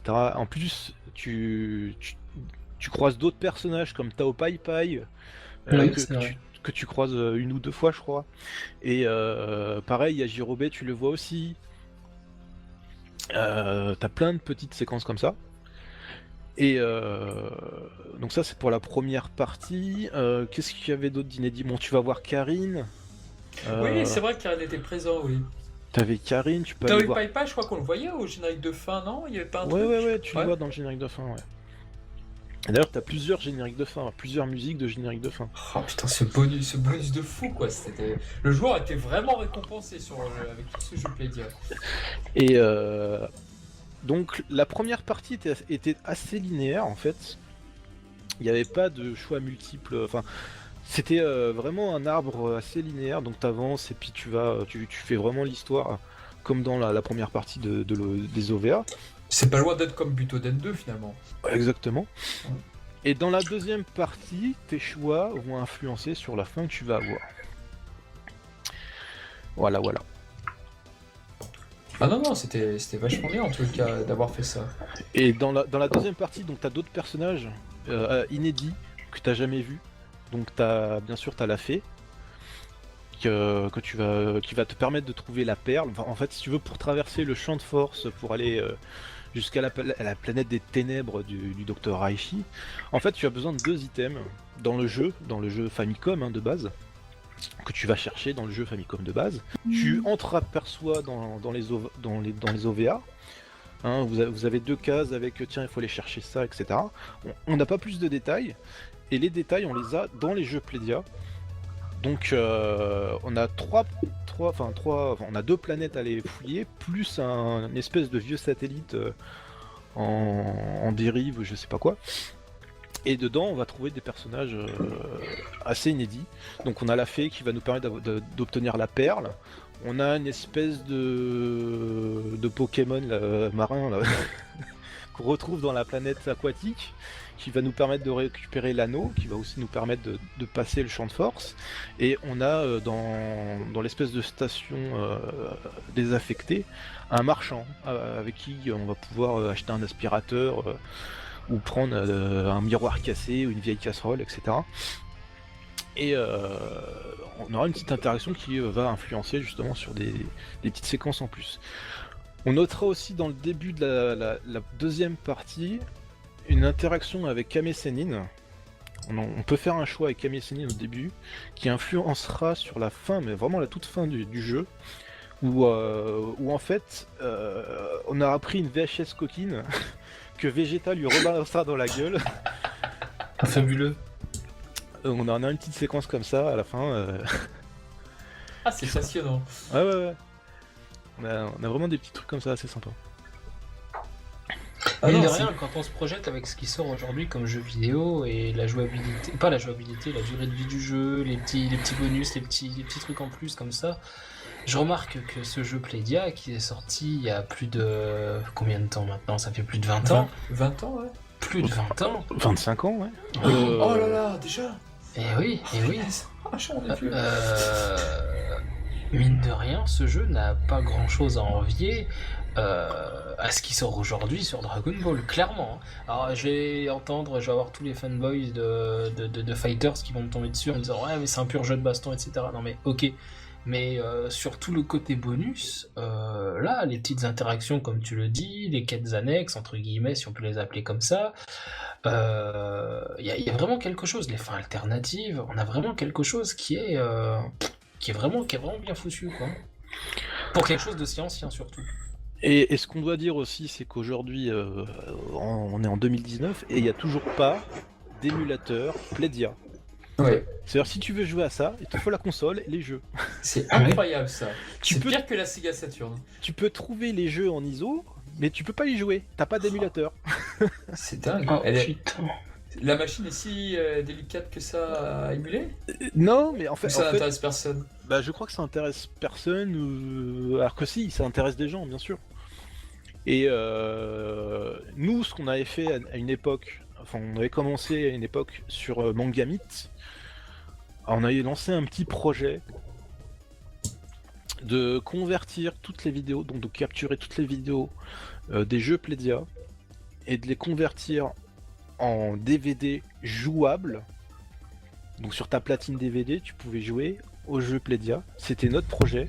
On avait commencé. On a eu quelques petites difficultés à simuler les roulettes qu'on n'a toujours pas résolues. Mais sinon, c'est possible. Donc nous, ce qu'on voulait faire, c'était une version DVD des jeux Playdia avec, c'est avec sous-titres, etc. Peut-être des parties bonus, etc. Il y avait totalement moyen de le faire, mais on a une petite lacune au niveau des roulettes. Aïe. Et sinon, voilà, ça s'est pas fait quoi. Et aujourd'hui, sur smartphone, tablette, il n'y a pas moyen de contourner ça parce que c'est tactile. Ah, je sais pas. Ah, c'est très difficile de. Enfin, très difficile. Je ne sais pas. C'est de la roulette sur vidéo, tactile. quoi, c'est ça. C'est de la roulette vidéo. Juste comme ça pour nos auditeurs, qu'est-ce que tu appelles pour toi roulette justement? En fait, tu as une vidéo où tu as par exemple, tu dois aligner plusieurs phrases pour faire un jeu de mots au niveau de la vidéo. Et si tu arrives à réunir les deux mots côte à côte pour avoir le bon jeu de mots, en fait, ça va te permettre de passer le truc et de débloquer ce qui va arriver après en fait. En gros, c'est ça. Et c'est des roulettes en fait. C'est une roue qui tourne et puis il faut appuyer au bon moment, etc. pour que Un ça peu comme s'arrête. les roulets, un peu comme comment t'appelles ça, les jeux dans les casinos, quoi. c'est Voilà. ça Ok. Et donc ça c'est notre difficulté qu'on n'a pas résolue encore. On essaye toujours de chercher, hein. Le projet n'est pas fini. Hein. On a fait une petite alpha quand même pour tester, sans son. Ça marche. Et ça n'a pas été trop dur d'extraire toutes les vidéos justement? Ah, ça a été long, mais après bon, comme j'avais dit à une période, dans ce fameux topic de discussion Playdia, comme les gens s'échangeaient un petit peu comment déverrouiller les fins, et ben moi je suis arrivé par derrière et j'ai fait ce qu'on appelle une arborescence du jeu avec comment avoir toutes les fins, etc. Et à partir de là, on avait un plan du jeu, quoi. On avait vraiment où sont les cinématiques, etc. Après, Genki de son côté a peaufiné un peu le truc à sa façon pour pouvoir se repérer beaucoup plus facilement. Et puis voilà, déjà on avait cette base-là. Et on avait déjà capturé quasiment toutes les cinématiques des jeux Playdia, quoi. Il y avait juste à tout réassembler, quoi. Impressionnant. Ah oui, là, c'est du vrai taf de passionné, quoi. Ah oui, oui. Il y a un sacré boulot qu'il y a là-dessus. Malheureusement, tu sais que malheureusement par la voie, comment dire ça, par la voie normale, tu sais que ce jeu ne ressortira jamais. Il n'y aura pas vraiment de Bien sûr. remake. La Playdia, on sait quel destin elle a eu. La Playdia, pour rappeler, c'était la console de Bandai, si je dis pas de bêtises. Donc il y a eu tout plein de licences. Il y avait eu un jeu Sailor Moon, il y avait eu d'autres jeux. Mais c'est assurément le jeu Dragon Ball qui est le plus notable et le plus reconnu sur cette console. Enfin, en tout cas, c'est l'impression que j'ai. Alors oui, bien sûr, il y a eu du Gundam aussi, il y avait tout ça, mais après, quand tu vois que, bon, t'as quand même du Night Trap qui ressort en HD sur des consoles comme la Nintendo Switch, Ah, c'est vrai, Night Trap était ressorti, c'est vrai. tu te dis, pourquoi il y aurait pas un petit DBZ Playdia qui ressortirait en version remasterisée, Fait par Bandai. voilà, fait par Bandai, Avec le Clairement, Karazai comme de ça. Yamamuro. Voilà. Pourquoi ça on peut rêver, mais peut-être que ça peut arriver. Non, c'est vrai. Non, mais ça se trouve, ils vont l'annoncer tout à l'heure. N'oubliez pas. Imagine le remake des jeux Oh Playdia là là, mais alors là, on sur tombe. Switch. Oh, Tout le monde achète une Switch. Ah ouais, je l'ai déjà. Ah ouais, ça serait terrible. Non, mais quand vous voyez tous ces bonus et tout, c'est incroyable. C'est vrai qu'à l'époque, dans les jeux 8-16 bits, déjà, le joueur était vachement récompensé. Pour des jeux comme Final Fantasy VI, où tu devais retrouver des personnages cachés, enfin voilà. Et là, à l'époque, oui, le jeu sur Playdia, ça cristallisait tout ça, justement. Et c'est ça qui était fort. En plus d'avoir des OAV en béton. Après, les jeux Famicom, je les connais beaucoup moins, donc voilà, je vais pas trop en parler. Alors, ce qu'il faut dire aussi pour les jeux Playdia, c'est que. Donc, pour la deuxième partie, tu sais, tu as plusieurs planètes que tu dois visiter, mais quand tu joues la première fois, tu ne peux en visiter qu'une. Et tu dis, ah, il faut que j'aille sur l'autre planète pour récupérer l'autre objet. Mais tu peux pas. Donc, nous, ça nous a posé un problème parce qu'on a toujours eu cette énigme de comment on fait pour aller sur les deux planètes en même temps. Jusqu'à un moment, on a dit, en fait, quelqu'un a trouvé qu'on pouvait y aller sur les deux planètes en même temps, mais en fait, il suffisait de finir le jeu une première fois, en fait. Ah, Donc, il y a une rejouabilité qui se refait sur le truc. Donc, t'as fini le jeu une fois, ah ouais, mais il faut recommencer parce que tu vas peut-être débloquer d'autres trucs, tu vois. Ah, c'est génial. Le New Gamer, le New Game Plus avant l'heure, quoi. oui, c'est vrai. Est-ce que vous vous rappelez dans les OAV ce flashback où tu vois les Saiyans exterminer tous les Tsuffles et tu vois comment justement le Dr Reishi a survécu Ah oui. avec tous ces Ozaru derrière et tout. Je trouve cette séquence magnifique pour ma part. On Mais avait même un peu aujourd'hui. quand il se fait exploser contre son super ordinateur, c'est vachement violent, quoi. C'est une mouche, le mec. Après, tu vois tout un tas de Saiyans, dont le roi Vegeta, enfin bon, pour te dire à quel point il est maudit et tout, mais c'est une séquence qui est inhabituelle, dont aujourd'hui, malheureusement, on se passerait bien, j'ai l'impression. Et moi, de voir Hachiyak prendre Gohan en deux comme ça, et vous savez, quand il le prend avec ses deux mains, il le monte en l'air, il l'explose par terre. Je sais pas pourquoi, j'ai pensé direct à Videl Popovic, directement. Oui, c'est une grande violence, c'est vrai. Ouais. Ah non, la violence était relative, et puis c'est vrai que ça faisait très jeu vidéo, puisque le méchant, le boss du jeu, avait une faille, et cette faille, il y avait une tactique justement, il fallait attendre un certain nombre de secondes, je crois, 15 secondes, je ne sais plus. Ouais, c'est ça, 15 C'était secondes. ça, il me semble. 15 secondes, donc du coup, Goku comptait effectivement dans sa tête, et puis ensuite, il savait à quel moment il fallait qu'il contre-attaque, donc c'est vraiment un truc typiquement RPG. Par exemple, dans Dragon Quest, il y a souvent des boss qui contre-attaquent dès que tu leur donnes un coup, et voilà, et ton personnage perd énormément de vie. Non, c'est vrai, je suis d'accord avec toi. Et puis la mise en scène, la réalisation au niveau de l'animation, c'était bien fait parce que Goku réalise cette faiblesse. Enfin, de ce que je me rappelle, en fait, c'est lorsque je ne sais pas un coup à Hachiyak et qui saigne à un certain moment. Donc il se dit à ce moment-là, en fait, il y a quelque chose, et c'est là qu'il comprend que c'est au bout des X secondes, là, les 15 secondes, que justement il y a cette faiblesse. Exactement, et puis bon, bah justement, Trunks et Gohan, justement, étaient presque les appâts, j'ai envie de dire, là-dessus, pour s'essoiver. Ils prenaient assez sévère, mais d'habitude, c'est que Lilin qui prend cher mais pas dans le film, dans les OAV. Mais Trunks, il a une de ses classes quand il apparaît dans la première partie, quand même. Avec l'épée. Avec l'épée de glace. Ah oui, l'épée de glace. Tu te dis, mais d'où il a sorti ça, quoi? Ouais, c'est vrai que c'est assez stylé, ça, ouais. Par contre, la manière que Goku il a de courir, ça m'a toujours fait marrer. Ah oui, à un moment, on dirait il manque des frames, limite. Ouais, ils avaient la flemme, ils avaient plus le temps, ou je sais pas. T'as l'impression qu'il marchait avec des talons. Ouais, voilà, c'est ça, ouais. Ça m'avait toujours fait marrer. Bon, après, je pense que c'est le style de l'animateur. Hein. DB Animators a fait une vidéo et on retrouve cet animateur dans le lot. Et... je sais plus qui c'est. Alors moi, je voudrais juste revenir sur deux choses. Donc encore sur la Playdia, bien sûr. Juste pour préciser un truc que personne n'est censé connaître, ou peut-être quasiment personne, concernant les musiques. Donc on a parlé de l'OST qui était sorti en CD, etc. Mais il faut savoir que les musiques de la version Playdia existent aussi en CD. L'album concerné, il s'appelle Dragon Ball Z Music Fantasy. Voilà, je sais pas si ça vous dit quelque chose. Je l'ai regardé, je l'ai peut-être. Et dedans, on retrouve quelques pistes qui correspondent aux musiques du jeu Playdia. Avec bien sûr d'autres versions chantées par Kageyama, etc. Donc ça, c'était la première chose. Et la deuxième chose que je voudrais qu'on parle, ça serait la VF du remake, non? Un petit peu ou pas? La VF du remake, qu'est-ce qu'il y a de particulier? Je l'ai totalement oublié ça. Donc comme c'est sorti l'année dernière, etc., donc il y a eu un doublage donc par l'équipe traditionnelle. Ouais, je l'ai pas entendu, oui. Donc on a bien sûr Patrick Borg, Céline Monsara, etc. Et il y a une petite particularité à la fin, mais vraiment à la toute fin, donc vraiment à l'attaque finale, quelque chose qui m'a plu. C'est, on a retrouvé une patte qu'on avait à l'époque, c'est ce fameux... donc vous avez le Kamehameha final, mais ce n'est pas doublé en français, c'est avec les voix japonaises.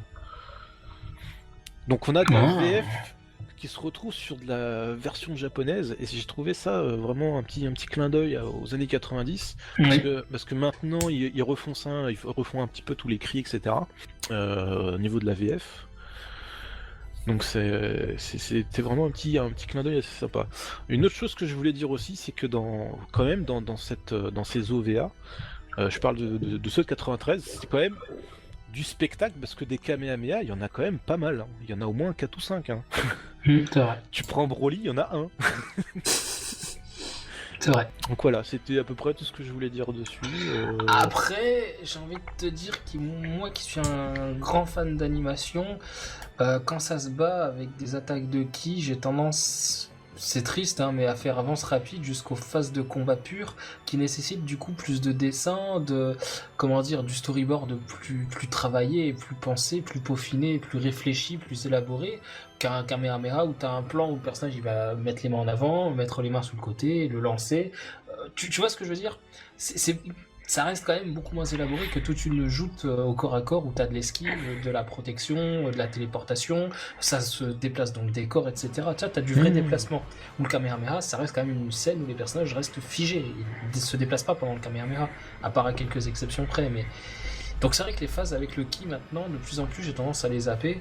Et ce que j'apprécie pas mal en fait, moi dans ces OAV, dans ces OVA, c'est notamment le passage où Hachiak apparaît. Alors t'as cette espèce de ralenti, t'as quelques petites phases de combat qui suivent, etc. Mais sinon, je crois que ce qui me marque le plus, il y a Gohan contre les minions là de Laichi en fait, qui sont envoyés, c'est quand ils cherchent les machines pour le Destron Gaz. J'aime bien ce passage avec Gohan, et j'aime bien aussi Goku, je crois que c'est Shimanuki qui anime ça, quand il dévie le Kikora, pareil, toujours quand ils sont en train de détruire les machines avec le Destron Gaz. Il y a un cut de Yamamuro qui est pas mal aussi, quand Goku il se tape contre un espèce de robot sur la planète de Daichi. Après, voilà, niveau animation, c'est surtout ça que j'ai vraiment kiffé, quoi. Le reste, j'ai pas quelque chose de particulier qui me revienne vraiment en tête. Mais le spectacle, moi je l'ai surtout sur les phases de combat, tout ce qui est Kamehameha maintenant, ça m'intéresse vachement moins, quoi. Mais concernant l'animation, moi, mis à part le cut de Yellow, je vois lequel tu parles. C'est juste avant d'entrer dans le château et il descend comme ça, ils battent en descendant, ils sont en train de tomber ou je sais plus trop. Celui-là est mal. Et sinon, tout à l'heure vous parliez du remake, l'animation, moi je trouve ça assez pauvre. C'est angulaire. En fait, j'ai l'impression que c'est un prémisse un petit peu, bon, c'est méchant, à Dragon Ball Super.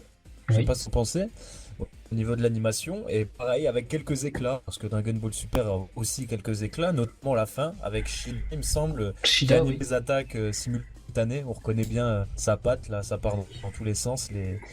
Bah, d'ailleurs, tu fais bien de parler de Shida, que ça soit dans les OVA. Des années 90 ou dans le remake, c'est Shida qui anime le Kamehameha final de Goku, le Super Kamehameha. Dans les deux cas, c'est lui. Et on voit, bah, c'est marrant, c'est parce que tu vois justement le changement entre les deux époques, entre Shida lui-même. Et vu qu'on parlait d'animation, enfin, c'est pas de l'animation, mais les illustrations de Sato pour les jaquettes, ça se dit, c'est jaquettes ou... Ouais, les covers, les jaquettes. Ouais, les covers, les illustrations de Sato, plutôt originales. Alors un trait, on peut ne pas aimer, mais moi franchement, j'adore. Ceux qui me connaissent savent. Et en tout cas, on peut pas déplorer l'originalité du mec, quoi. Les deux covers d'époque, justement, des OAV, c'est de qui? C'est de Sato ou c'est un autre? Alors, il y en a une, je crois, celle où tu vois le Dr. Laichi avec un fond terrestre et un fond de nuit. Tout à fait. Ça, il me semble, pour moi, ça fait Kazuya Hisada. Hein. Ah! Ça ressemble à ce que fait Hisada. Par contre, la jaquette où tu as Goku avec un Kamehameha, des bras bien, une bien de mes covers favorites. Tu as Gohan, je crois, à l'arrière-plan en Super Saiyan 1. Ah non, moi je parle de celle où il y a la tête de Hachiak, justement.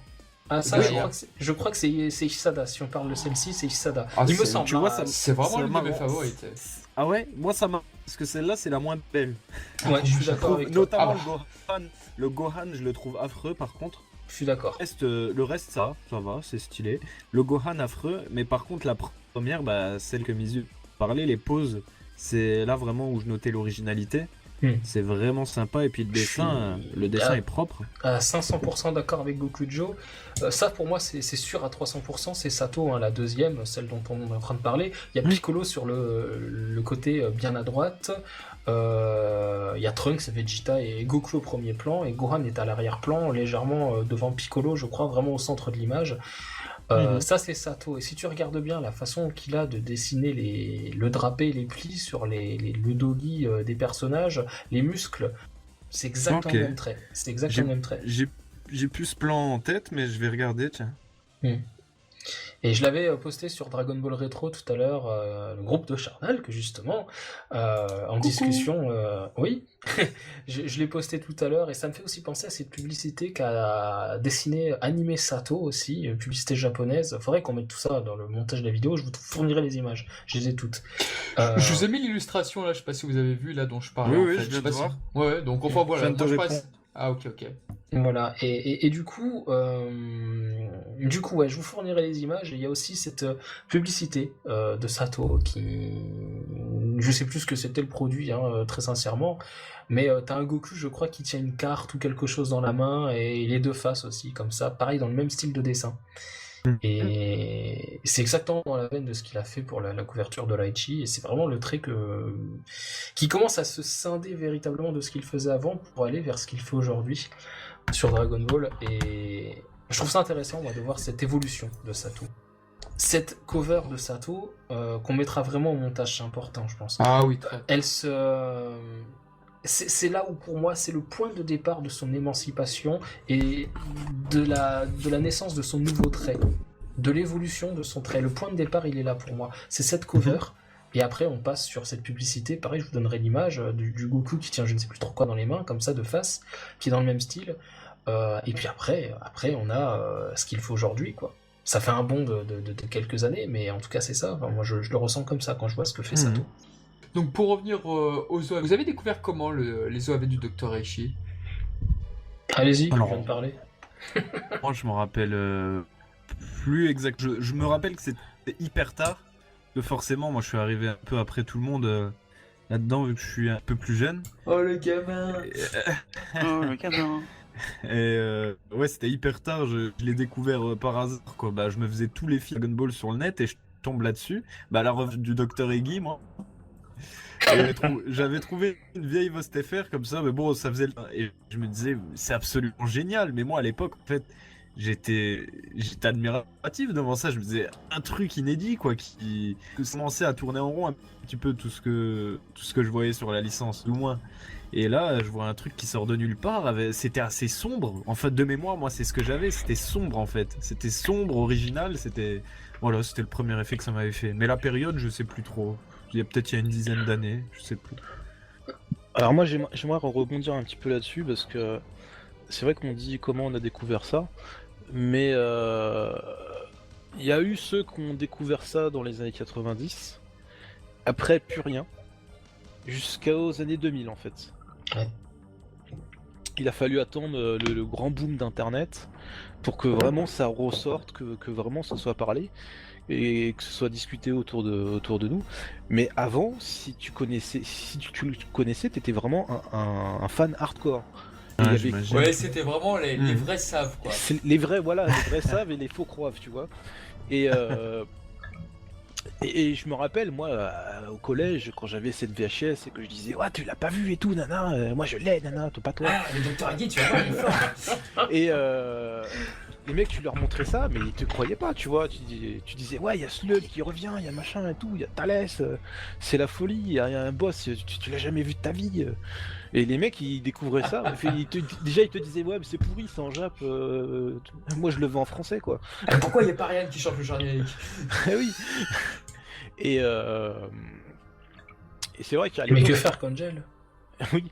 Et à l'époque, c'était vraiment une VHS que bah, déjà tu trouvais en magasin, soit de jeux vidéo, soit spécialisé vraiment dans les goodies de Japanimation. Mais c'était pas très connu. C'était vraiment le truc vraiment rare que t'avais à l'époque, quoi. Bah, c'était aussi rare que la console, la Playdia en fait. Qui a pas eu qui est devenu extrêmement rare avec le temps. Bah déjà les VHS, déjà t'oublies, hein, les VHS Jap originales pour mettre la main dessus c'était quasi infaisable. C'est toujours le cas aujourd'hui? Non, tu peux les trouver. Ah. Moi je les ai eus donc. Ah. Super. Donc quelle pièce de choix. Ouais. Mais ouais, à l'époque c'était vraiment la VHS en sous-titré chinois et ça tournait, tu faisais des copies vraiment à tes meilleurs potes. Et puis voilà. Après ça s'est oublié un petit peu, puis c'est revenu dans les années 2000 quoi. Mais d'ailleurs le prix est abordable de ces VHS ou Alors les Actuellement. VHS, oh, tu peux les avoir à 100 € pièce, j'ai envie de te dire. Rien que les films en VHS de Dragon Ball sont très chers. Enfin, je parle des versions japonaises, bien sûr. Calmos, pas les versions françaises. Mais, mais c'est vrai que ça prend vraiment beaucoup de valeur, les VHS japonaises, j'ai l'impression. Bah, tu prends par exemple un Hatsumare Goku Warudo, Ouais. il y en a pour 150 €. Oh, Non. Je pensais que les VHS Disney aussi, American prennent cher. Gohan, t'as découvert ça comment, toi? C'est compliqué. Alors, j'ai vu cette cover avec Gohan. Bah non, en fait, non, même pas. Bah honnêtement, je sais plus en fait. C'est ça qui est. Pendant que vous parliez, je me disais, mais moi j'ai découvert ça comment? Je veux dire, parce que je l'ai vu forcément. Ah, d'accord. Et alors? Mais du coup, je sais plus. Honnêtement. Oh. Merci. Il m'a buté, l'enfoiré. Ça m'a pas marqué, je me souviens, je l'ai vu. Non, Je l'ai vu, je sais j'ai pas. bien Alors, aimé. je voyais Gohan se faire frapper et... J'étais scandalisé. Après, puis- dans la télé. Pourquoi Gohan se fait frapper? Bah, mieux. Et le Super Saiyan 2, il est où, là? Ouais, bah ouais. on Ah, peut n'empêche, pas, c'est vous rigolez, mais il aurait sorti le Super Saiyan 2 dans cette OAV là. Ah non, il aurait fait quoi à Chiak là? Ah, il a été malin. La hein. même chose. Tu crois? Bah, il peut se Ouais. transformer en super Hachiyak, faut pas oublier. Alors En pour Super ça, le Super Hachiyak Saiyan 2. 2, là. Ouais. Ah, là, il t'a eu. Mais Supatsu Fuluji. pour en revenir justement aux vidéos, etc. Bon, moi j'ai pas vraiment raconté comment ça s'est passé. Mais en fait, moi, c'est un pote qui me l'avait passé en VHS à l'époque, en 96 exactement. Et à 96, c'était la sortie au cinéma du film 2 avec le retour de Tara et Biotara. Oh, Ah, les fameux Tara. Ah, Oui. t'as. Et, Ton- Et pendant qu'il y avait ce film, au cinéma, et ben moi mon pote, il m'avait passé la VHS du Dr Raichi et tous les Broly en Jap. Eh ben. Ça veut dire que je voyais en VHS chez moi ce qui passait au cinéma. Alors je crois que même le film n'était pas encore sorti. Donc j'avais déjà l'avant-première chez moi quoi. Si je peux me permettre, un pote aussi avait la VHS du retour du Broly ou le retour de Tara. Et j'étais sur le cul, quoi. Et pourtant, le film, après, je l'ai pas trop aimé, mais bon, après, à des années, je l'ai réhabilité, mais j'étais super impressionné de voir un truc. Et puis surtout, c'était la première fois que je voyais Dragon Ball en japonais, quoi. Avec ce film. Ah, j'étais super impressionné, ouais. Ouais, Par contre, c'était en noir et blanc parce qu'il fallait avoir le magnétoscope. Ah la phase, bah oui. Ouais. Ah ouais. Voilà. Ouais, on faisait avec les moyens du bord. Ah, mais moi, ça m'étonne beaucoup, moi, tous ces gens qui avaient les VHS et tout. Moi, j'avais les VHS françaises chez TF1 Vidéo, bah les couilles. Fallait être sur Paris, monsieur. Tout se passait Mais le là-bas. reste, ah ouais, non, moi j'habitais dans un tout petit bourg, 300 habitants, qu'est-ce que tu veux? Ouais, c'est vrai.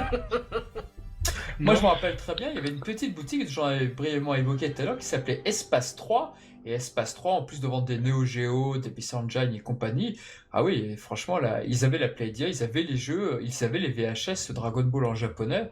Et je devenais fou, quoi. Ouais, pas mal, pas mal. Non, moi, Dragon Ball, les OVA du Dr Laichi, j'ai découvert ça quand j'ai eu Internet vers 2009-2010, quelque chose comme ça.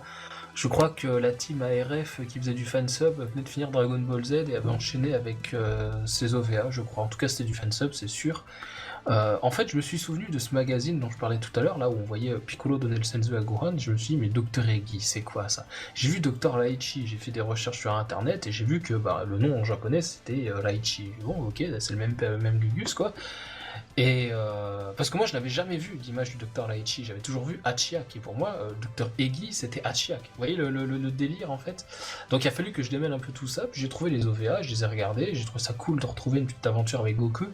J'avais déjà vu des petits extraits de la VO titrée de Dragon Ball Z sur YouTube, parce qu'à l'époque il se faisait pas trop emmerder avec les droits d'auteur, donc les vidéos restaient longtemps. Je me mettais quelques passages et c'était la Team ARF. Hein. Je me rappelle de ces sous-titres bleus, c'était des extraits de la Team ARF sur YouTube. Et puis j'ai enchaîné avec ces OVA. J'avais déjà vu du Dragon Ball en japonais avec les coffrets de AB TF1 Vidéo, l'intégrale des films. Et j'espérais d'ailleurs qu'il y ait ces OVA. Bon, ils s'y sont jamais trouvés. Et ouais, c'était du fansub. Team ARF, mais sans grande certitude, mais presque. Voilà. Je trouvais ça cool. Je trouvais ça cool. Après, Non, moi je crois que c'est. le plus gros du plaisir, c'était retrouver Goku et les autres, en fait. Plus que l'histoire, les personnages, etc. C'était vraiment... ouais, c'est cool, on replonge pour une nouvelle aventure. Je sais plus comment j'ai découvert, mais il me semble que c'était aussi avec Ouais, t'as vu, c'est plus. du fansub. Parce que forcément, il n'y avait pas de sous-titres. Pour voir officiels. légalement, de toute façon, ce n'est pas possible chez nous. C'est Ouais, non, triste, c'est mais ce n'est pas compliqué. possible. Donc, Mais il me semblait voilà. que c'était RF aussi, mais c'est peut-être Saiyajin Corporation finalement. Enfin, c'est un des deux quoi. Oui, ils avaient sorti un truc avec les deux parties. Et je crois que je l'ai encore quelque part. Enfin, non, j'ai peut-être perdu, je pense. Ah, moi, je les ai, t'inquiète pas. Ah bah, si jamais j'en ai besoin, je te les demanderai alors. Si t'as besoin de quelque chose, tu demandes. Hein. Ah ouais, ça va. T'as dit Gohan en stock là Allô, Guan le maillot de bain. Ah oui, je veux bien, vas-y. Ok, Ça, c'est bah pour- moi, ça, c'est pour brièvement, en le tout cas, de podcast, mon ça. côté, ouais, j'avais découvert les OAV, bah d'abord par l'excellent article de Grégoire Hello dans Joypad, il parlait de tous les produits Dragon Ball, les jeux et tout, et le Dr. Echi apparaissait tout à la fin, tu voyais Goku se battre contre un sbire du Dr. Echi de l'OAV2, je me rappelle plus son nom, cette espèce de robot qui ressemble un peu à Pui-Pui, là, God Garden. God Garden. Ah bah c'est ça, la séquence de Yamamuro dont on parlait avec Goku. Ah oui, c'est vrai, c'est vrai. Et non, c'est vrai que ça me faisait Non, baver. God Garden. Pardon. God Garden. Et c'est vrai que ça me faisait baver, je me disais mais qu'est-ce que c'est quoi et tout. Et pendant très longtemps j'ai espéré ça en VHS et ce n'est jamais sorti. Et puis après j'ai vu légalement par un DVD pirate des Chinois malheureusement. Pas les Chinois, une copie hongkongaise je crois. Et c'est comme ça que j'ai vu. Et puis en fait j'ai adoré les OAV, pourquoi ? Parce que c'était très très différent des films et l'ambiance, déjà les musiques qui jouent énormément, mais c'est très différent des autres produits Dragon Ball et du coup pour moi c'est un ovni par rapport à tout ce qui s'est fait dans les années 90 de Dragon Ball et c'est pour ça que cette œuvre est aussi singulière et peut-être même culte en dehors des jeux vidéo Playdia, de la façon dont ça jouait et moi j'aime énormément effectivement ce qu'a fait réaliser Yamauchi pour les OAV et aujourd'hui j'ai pas peur de dire que c'est un de mes produits favoris de Dragon Ball, encore aujourd'hui. Mais tu n'as pas honte. Bah non, vraiment. Moi, je suis d'accord avec lui, il a raison. Oh non, mais Merci. oui, je le troll, c'est tout. Non, c'est vrai que c'est un bon. C'est très différent comme il dit, et c'est ça qui est intéressant. Bon, forcément, il y a Gohan dedans, donc ça m'intéresse, mais je veux dire. forcément. Mais au-delà de ça, je veux dire, l'histoire est complètement. Je veux dire. Au niveau de l'OAV, c'est comme on a un ennemi qui ne parle pas, quoi. Enfin, je parle vraiment d'Achiraki. Quand tu Super écoutes... Janemba, c'est pareil. Oh, ouais, non, mais c'est vraiment à partir de là où. Oui. Après Bojack, tu vois, t'as Hachiya qui parle pas, t'as Broly dans le retour du Broly, Ouais. il dit Ouais, quoi, il dit ça a été la cassure, tout à fait. Il dit trois phrases. Kakaroto, attention. Bio Broly, il doit dire Kakaroto une fois, Janemba, bon, il sait dire son nom, c'est bien, et Hildegarde, tu l'entends jamais, quoi. Donc après, ça lance les ennemis qui ne savent pas parler, quoi. Quoi qu'il en soit, pour Hatchak, il faut rappeler aussi qu'il est doublé par Ishikawa. Donc pour ceux qui regardent Naruto, c'est la voix d'Itachi, donc forcément vous le connaissez assez bien, quoi. Non. Si. Non, mais Si, c'est bah ça non. pour être chiant. Non, mais ouais. Voilà. Donc c'est vrai qu'il parlait relativement peu, enfin je crois qu'il y avait quelques petits bruitages comme pour signifier que voilà, mais oui il n'y avait pas de phrase, et comme vous l'avez si bien dit, c'est vrai que ça commençait par ça quoi. Les personnages qui parlaient pas, Majin Buu au pur à la fin, bah voilà, à la fin c'était également ça devenait presque une mode, une tendance si je puis dire. Ouais, mais justement, dans un film où finalement le scénario n'est pas très dense, à part quelques-uns, finalement, pour autant ne rien dire que de parler pour ne pas dire grand-chose, tu vois ce que je veux dire ? Quand t'as une introduction comme Broly, effectivement, là, il y a besoin de dialogue, etc. Finalement... De toute façon, il n'avait rien à raconter. C'était la thématique justement de cette créature. Après tout, c'est une sorte de robot. C'est quelqu'un. Ça a été C'est un conçu. clone. C'est un clone qui a été conçu avec toute la haine des Tsuffles. Et c'est pour ça que la scène est aussi Ah non, je forte. pensais que tu parlais de Bio Broly. Oui, non, Ah non, pas du tout. Non, je suis revenu à Hatchak. Et pour moi, ça. Il y a une cohérence par rapport à l'histoire, pourquoi il ne parle pas. Et c'est très bien expliqué justement Oui, par voilà, le film. ça peut pas pour moi être un point négatif, à vrai dire. Ah oui, ça en est clairement pas. Ça en est clairement pas pour moi. C'est-à-dire que si je ne le reproche pas à Bio Broly, je peux pas le reprocher à Oui, Hatchak, oui, non, en fait. non, Voilà, bien c'est ça sûr. que je veux dire. Bah, le truc, c'est que c'est clairement une machine, il est là pour détruire, quoi, c'est tout. Oui, voilà. Et puis la scène justement où on l'a évoqué avec Goku Joe tout à l'heure, mais la scène où justement Vegeta est la première victime de Hatchak, justement, elle est parfaite cette scène. Elle est parfaite parce que ça te permet de dire que Vegeta, qui est voilà, un atout marquant de l'équipe, c'est déjà le premier à se faire dégommer, et la manière dont c'est fait, c'est parfait. Et- Pour et moi, c'est- la mise en scène de Hatchak, c'est l'une des meilleures mises en scène que j'ai vues dans tout Dragon Ball pour présenter un ennemi. Aujourd'hui, dans Dragon Ball Super, on dit toujours « Oh là là, on n'a pas l'impression qu'ils sont puissants, les ennemis. Oh là là, il est vraiment fort, lui ?» On dirait que non. Pour moi, ma barre de comparaison, c'est Hatchak aujourd'hui. Tu le vois, tu vois les vêtements lambeaux, le sang des personnages. Je comprends automatiquement que cet ennemi est l'un des plus redoutables que les héros n'aient jamais affronté. Dans la mise en scène, oui. Après, t'as un autre type d'introduction. Moi, je pense que les ennemis qui m'ont toujours fait le plus flipper, au-delà des géants comme Frieza, etc., et je dis bien au-delà de ces ennemis-là, c'est numéro 19 et Dr. Gero, quand ils apparaissent. Que ça soit dans le manga ou dans l'anime. C'est vrai, ils inspirent beaucoup de terreur. J'ai peut-être fait le tour sur les OAV, sauf que si vous voulez compléter, dire quelque chose qui est encore absent. Bah, qu'est-ce qu'il y a eu autour? Bah, on a eu quand même des cartes à collectionner à l'époque. Ah, c'était c'est vrai sorti. Oui, oui, il y a eu il y Oh, avait je sais des pas. personnages. Ouais, ouais. Donc ça a existé. Est-ce qu'il y a un guidebook pour le jeu? Il y a oui, il y a totalement un V-Jump pour le jeu Famicom, mais il n'y a rien d'autre. Pour les jeux, D'accord. pour les jeux PlayDA, il n'y a rien eu du tout, quoi. Je l'ai jamais vu ce V-Jump, c'est marrant ça. Pourtant, la plupart. Il doit être rare. Il est assez dur à trouver, oui. Ouais, je comprends mieux. Et si je me trompe pas, Hachiyak réapparaît dans Dragon Ball Heroes Oui, ou Super Probablement. Dragon Ball Heroes, non il me oui, je semble. l'ai vu. Ah oui, en je l'ai géant, vu. je crois. C'est récent, non? Justement. Ah oui, oui, oui, il me semble qu'il réapparaît. Ouais. Hein. Je pense, de Est-ce qu'il a un corrigez-moi M si- sur son front ou pas? Ah, ça va pas tarder. Non, parce Euh, qu'avec Babidi. Ouais, bah. Mais je crois qu'il y a eu un Hachiyak, un baby Hachiyak ou quelque chose comme ça, non? Ouais, c'est peut-être ça, je crois. C'est peut-être ça. Le machin, ça me faisait un peu mayo ketchup, quoi, les couleurs, je trouvais ça dégueulasse.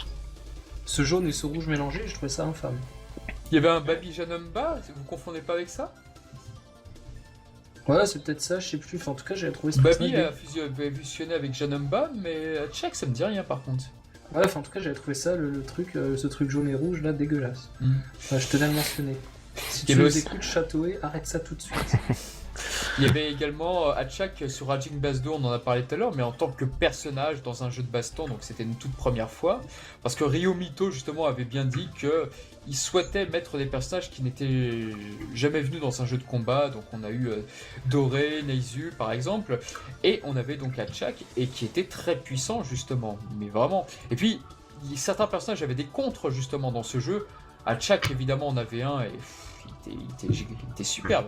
Il était gigantesque. Ryo Mito, pour nos auditeurs, c'est... Oui, le producteur de pas mal de jeux Dragon Ball. Voilà. Et justement, qui était aussi producteur des jeux Saint Seiya. Et sachant qu'un jeu Saint Seiya a été annoncé cette semaine où on tourne, donc je sais pas s'il sera dessus, mais s'il y est, j'espère qu'il va prendre autre chose que Dims. Voilà. Alors, est-ce qu'on peut attendre Hachiyak pour la saison 2 de Dragon Ball Fighters? J'ai peu d'espoir, mais ça serait bien. Ça serait bien. C'est original. À méditer. Ah, ça serait bien. Ça serait malheureusement, je sais pas s'il est très demandé, s'il est très bankable et tout.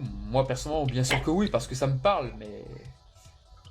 Mais plutôt que de voir un Hachiyak, est-ce que ça serait pas mieux de rajouter un Dr. Aishi, un God Garden, Oh oui.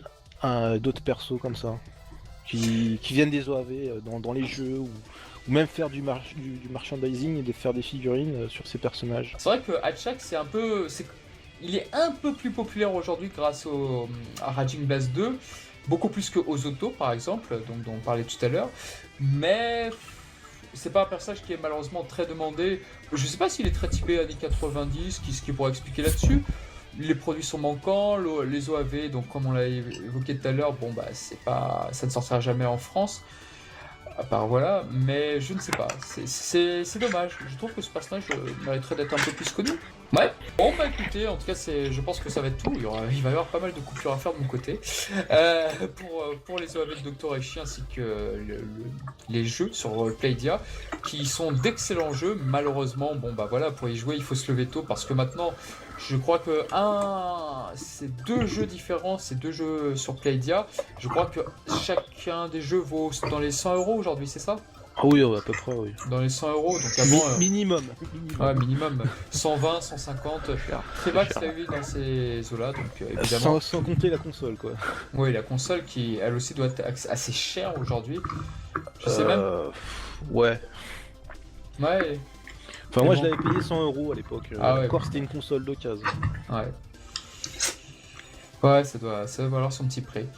Donc voilà, donc c'est vrai qu'on a fait un podcast sur les jeux vidéo, bah voilà, pour compléter, quoi de mieux pour compléter, de parler des 2 jeux Playdia qui sont vraiment, bah, 2 ovnis par rapport à la licence, quoi.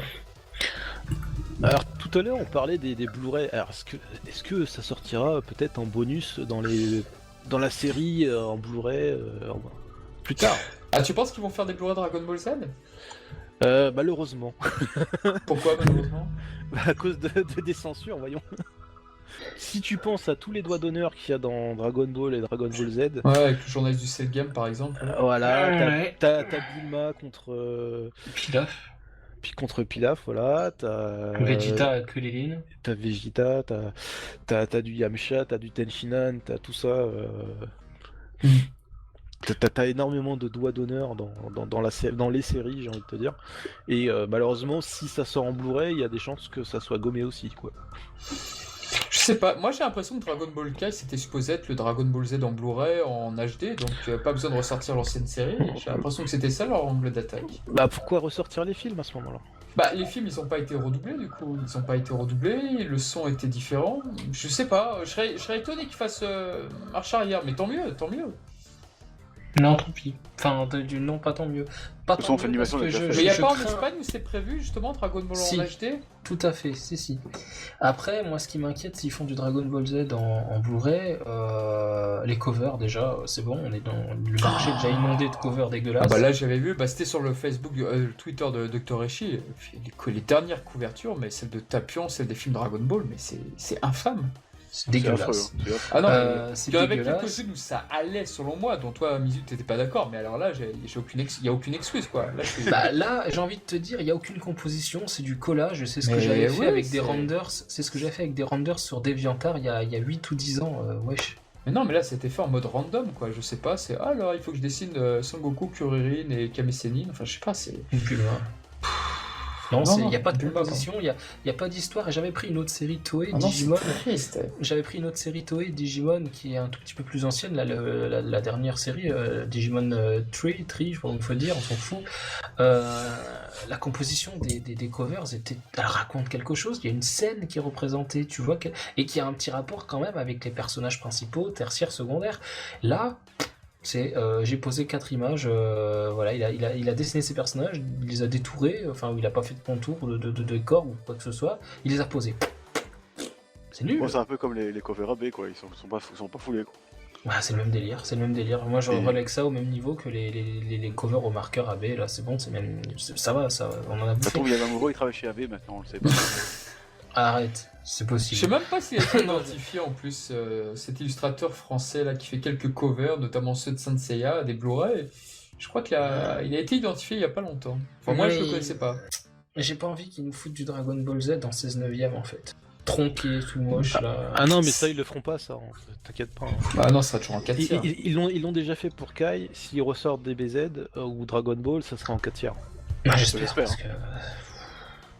Belle psycho. Il y a que les ricains pour faire ça après. Ouais, bah oui, mais enfin bon. Bah oui, c'est une animation. On disait ça de la censure, on disait ouais, nous ça va, bon, machin. Et puis vint la censure.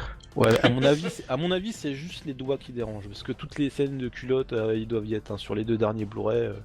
Ils vont censurer les pampans de Goku aussi tout à l'heure. Il va juste applaudir ou il va tirer la langue. Mais surtout que ça fait partie de la provocation, ça fait partie de l'humour, ça fait partie de c'est partie de l'œuvre, l'univers. Et il y a vraiment aucune raison d'enlever ça, quoi. Moi, je comprends pas. Voilà. Ouais, c'est pas mal d'incompréhension, sachant que sur Netflix c'était pas le cas et que sur les Blu-ray c'est le cas, donc ça aurait dû être le contraire. Ça aurait Bah dû ouais, être c'est Netflix. ça. En plus le Blu-ray, tu l'achètes, tu le payes. Tu le regardes chez toi, c'est pas du truc grand public comme Netflix. Exactement. Et en plus, c'est cher. On parle quand même du Blu-ray import japonais, quoi. C'est pas. Ouais, c'est cher, ce truc-là. C'est pas le Blu-ray que tu trouves à 19 € à la Fnac, hein. Bah écoutez, voilà, je pense qu'on a fait le tour sur le Dr. Reichi, non pas notre invité, mais sur les SOAV. On n'a pas fait le tour du Dr. H. Oh que non. Bah, écoutez, on va peut-être passer à nos recommandations, puisque je pense qu'on a tout dit sur le sujet. Enjoy.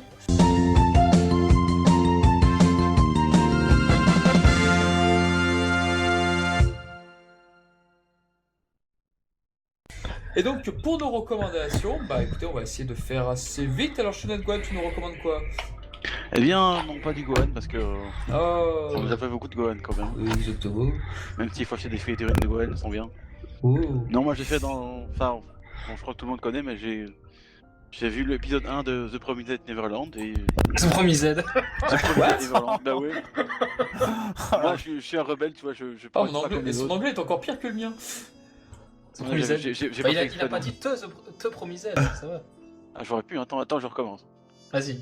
Alors, Te Promised de Neverland, Parfait. On garde celui-là.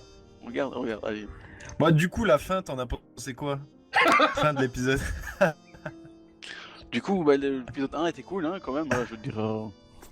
Bon, je me méfie toujours un peu des animes où il y a trop de hype dessus, parce que du coup, je suis souvent déçu. Mais là, honnêtement, bon, c'est que le premier épisode, hein, donc c'est difficile de donner un gros avis, mais franchement, ça m'a plu. L'histoire est. Bon, au départ, ça paraît un peu classique, je veux dire, dans le sens où c'est un orphelinat où tout va bien dans le meilleur des mondes, c'est cool. Bon, moi je savais qu'il allait se passer un truc à la fin, parce que bon, même si je pense que j'ai réussi à me garder toute l'histoire sans être spoilé, mais je sais que bon, forcément, il y a un plot twist à la fin, parce que bon, ils vont pas rester dans l'orphelinat pendant 50 épisodes, et ça va être en fait un slice of life, hein, mais voilà, c'est bon. Déjà, c'était surpris quand même de ce qui s'est passé. Je veux dire, ok, d'accord. Bon, tu t'y attends pas. Puis je vois, c'est bien animé, c'est bien mis en scène. Les voix les seiyuu sont pas mal. Bon, il y a le retour de Maria Ise, la voix de Kiruan dans Hunter x Hunter 2011. Et de Lego dans Made in Abyss aussi. Oui, mais ça, Son un détail. meilleur rôle. C'est un détail de l'histoire, ça. Comme dirait C'est le Jean-Marie. tremplin de sa carrière, sinon. Oui, bien sûr. On la connaissait déjà avant, tu sais. Oui, mais pas aussi bien. Vas-y, je te laisse continuer, très cher. Ouais, je vois ça. Donc ouais, non, bon, comme je disais à Mizu une autre fois, bon, j'aime beaucoup me réaliser, mais je reconnais trop Kiruan dans Rei, donc ça me perturbe un peu, j'avoue. Ça le perturbe. Bah oui, je suis perturbé, désolé. Cet enfant est perturbé. Enfin, oui, ça, pour être fan de Gohan, je suis perturbé, hein, ça. Mais à part ça, non, franchement, ça me donne envie de voir la suite. Bah, tu m'étonnes. Bon, forcément, j'en entends que du bien, donc ça, c'est déjà bien, mais je m'en méfie souvent, et voilà. Mais- Donc franchement, allez, pour un premier épisode, ça part bien. Donc, Mais tu j'espère vois, que ça le continue. plot twist de fin, je le trouve moins impactant, là, dans l'anime. Mais Oui. si tu lis, t'as plus le temps de t'attacher à la maman, comme ça, et à la vie autour, quoi. Tu comprends mieux. Même là, quand ils passent des tests dans l'épisode 1 de mémoire, ils disent même pas, ouais, on passe des tests quotidiennement, machin. Ça se fait comme ça, t'as pas d'explication. C'est ça. Et du coup, ça va vite. Mais je pense que c'est pour vite arriver justement au plot Ouais, twist, c'est tu vrai vois. que ça va vite, effectivement. Après, c'est bien fait, mais c'est toujours mieux de lire, quand même. Je suis d'accord. Quand on dit, mais moi je suis plus animé qu'un manga, donc. Oui, après, oui, non, ça passe bien aussi, hein. Mais c'est Bon, dommage. si ça tombe, je lirai C'est le manga dommage. après, hein, mais généralement c'est ce que je fais. Je regarde d'abord l'anime, puis je regarde le manga. Tu sais. Ouais. Donc voilà, pour quelqu'un que je suis particulièrement difficile à me mettre à des nouveaux animes, là franchement, donc oui, je le recommande.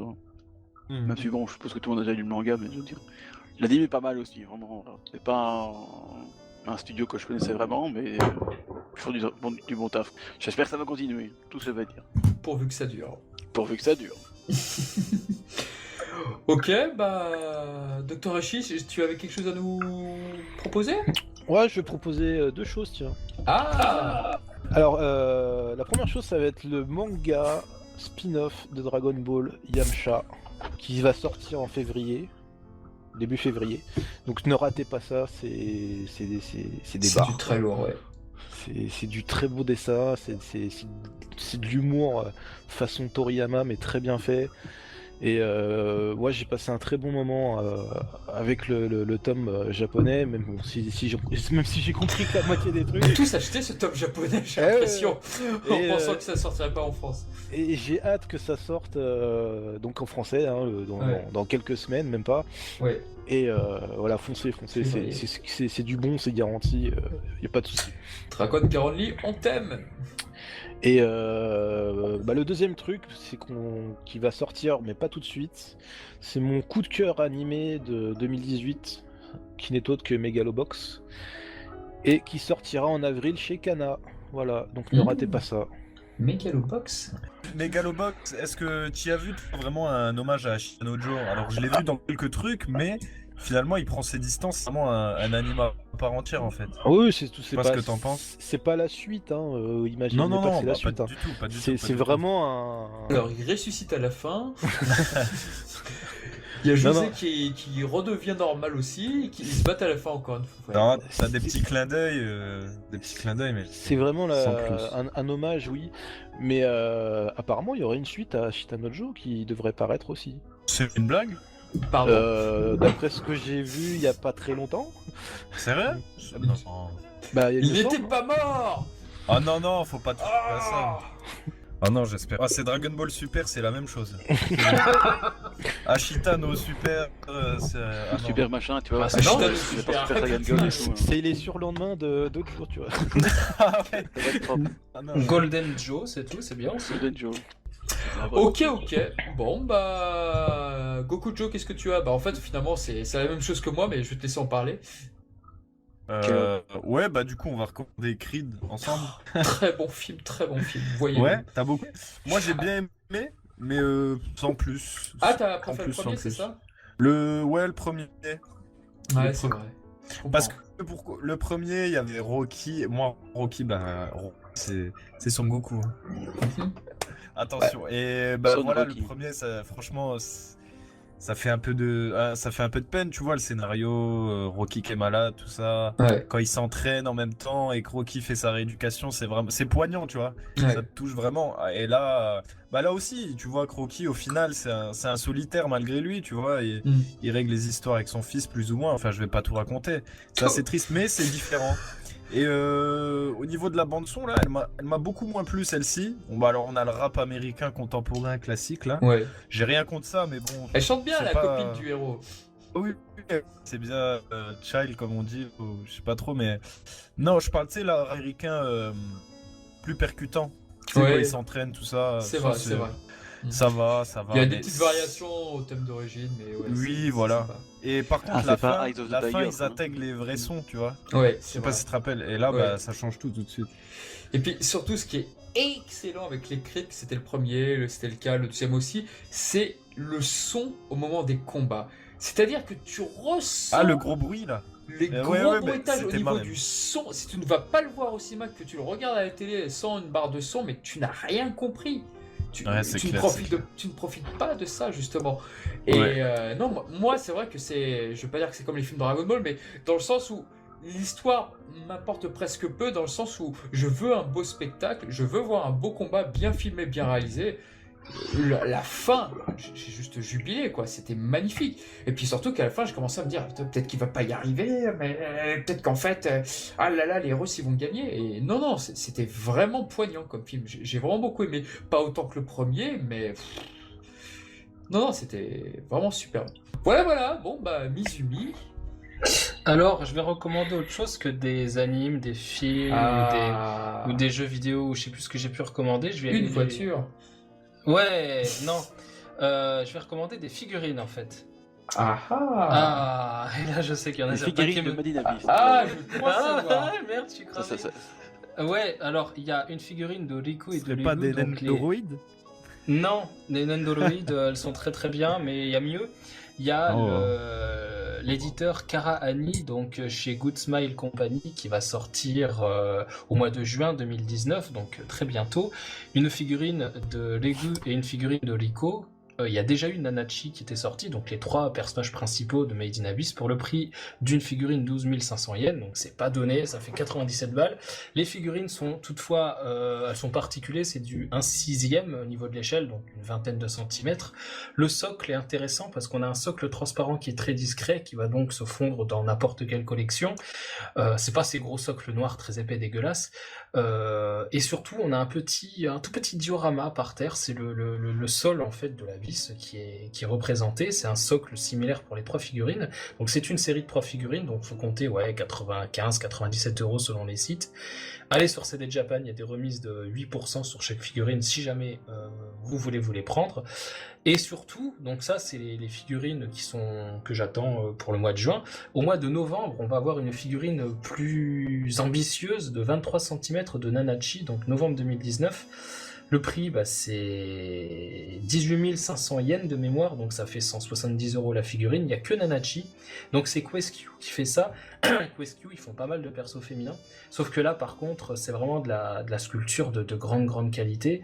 On se rapproche un petit peu par exemple pour Dragon Ball, des Supermaster Star Piece, voilà, dans la dimension, parce que c'est, je disais, une figurine de 23 cm, mais avec beaucoup de détails. Le socle, c'est un socle transparent, mais le personnage est posé directement dessus, je pense pas qu'il y ait besoin de le fixer. On voit vraiment le personnage qui est en train, Nanachi, de pêcher un poisson avec un socle qui représente vraiment un parterre très fleuri, avec une flaque d'eau comme ça qui suit la trajectoire du poisson. La canne à pêche rajoute de la hauteur à la figurine. On a vraiment une pose dynamique. Les couleurs, c'est typiquement celles des illustrations du mangaka Tsukushi, Akihito Tsukushi. On a vraiment quelque chose de très fidèle. Et c'est à la fois fidèle au manga, selon l'angle quand on la regarde, à la fois fidèle à l'animé. Donc je pense que les deux publics vont pouvoir s'y retrouver. Et ouais, c'est vraiment les trois gros trucs que j'attends le plus cette année. C'est là où vont partir mes heures sup, c'est clair. Ça fait 3 figurines. Donc je le répète, chez Karaani pour les 3 personnages principaux, et chez QuestQ pour le personnage unique de Nanachi. Je pense pas que Rico et Legus soient sculptés chez QuestQ, je pense pas, j'aimerais bien. Je les prendrai aussi d'ailleurs, mais ouais, c'est les 4 figurines que j'attends le plus. Voilà. Bon, à son anniversaire. Ça marche, On s'en ça attend marche. en décembre. Bon, en tout cas, merci beaucoup, Dr. Ishii, d'avoir été avec nous. Donc, un grand merci pour ton aide. De rien, c'était un plaisir. Hein. Et donc, merci pour ton expertise. Toi qui as vraiment bien connu les jeux, qui a joué au jeu Playdia, contrairement à nous tous. Donc, merci du fond du cœur. Quoi, vous avez pas joué au jeu? Qu'est-ce que vous avez fait? Ah non. On sait pas, on a joué à On Budokai m'aurait 3. menti. Exactement, donc on a vu juste les OAV. Mais en tout cas, merci beaucoup pour ton aide. Donc, tu reviens quand tu veux. Donc, voilà. Mais y a n'hésite pas de souci, Je Voilà, reviens avec tu- Genki la prochaine fois. Oui, la prochaine fois, on revient avec Genki, on aura fort à dire. Peut-être qu'on Allez. fera un podcast spécial sur Mangamit. Allez hop, c'est Et parti. peut-être d'autres mecs, allez. Ah, Ouais, très toi, bien. il y Si Toranku veut venir, qu'il vienne. Y a Qui pas ça de souci. Toranku. Ah ouais, pourquoi pas, ouais. Ouais, on le connaît, mais ouais, Ah y a ouais, aucun souci. Et pour les autres, écoutez, on se retrouve pour le prochain podcast qui sera basé sur un certain manga avec Yamcha, donc on vous en dit pas plus, mais vous avez déjà tous deviné. Ouais, t'as déjà tout grillé là, c'est pas Ouais, c'est malin, mais bravo. c'est pas grave. Écoutez, c'est pas grave. Actualité oblige. on Il en a niqué le parlera. plot twist, l'enfoiré. Ouais, complètement là. Et c'est pas grave, puisque de toute façon, on est obligé d'en parler. Voilà, Pas on fait obligé. gros bisous. À bientôt. Allez, au revoir. À revoir. plus. Salut. À tous.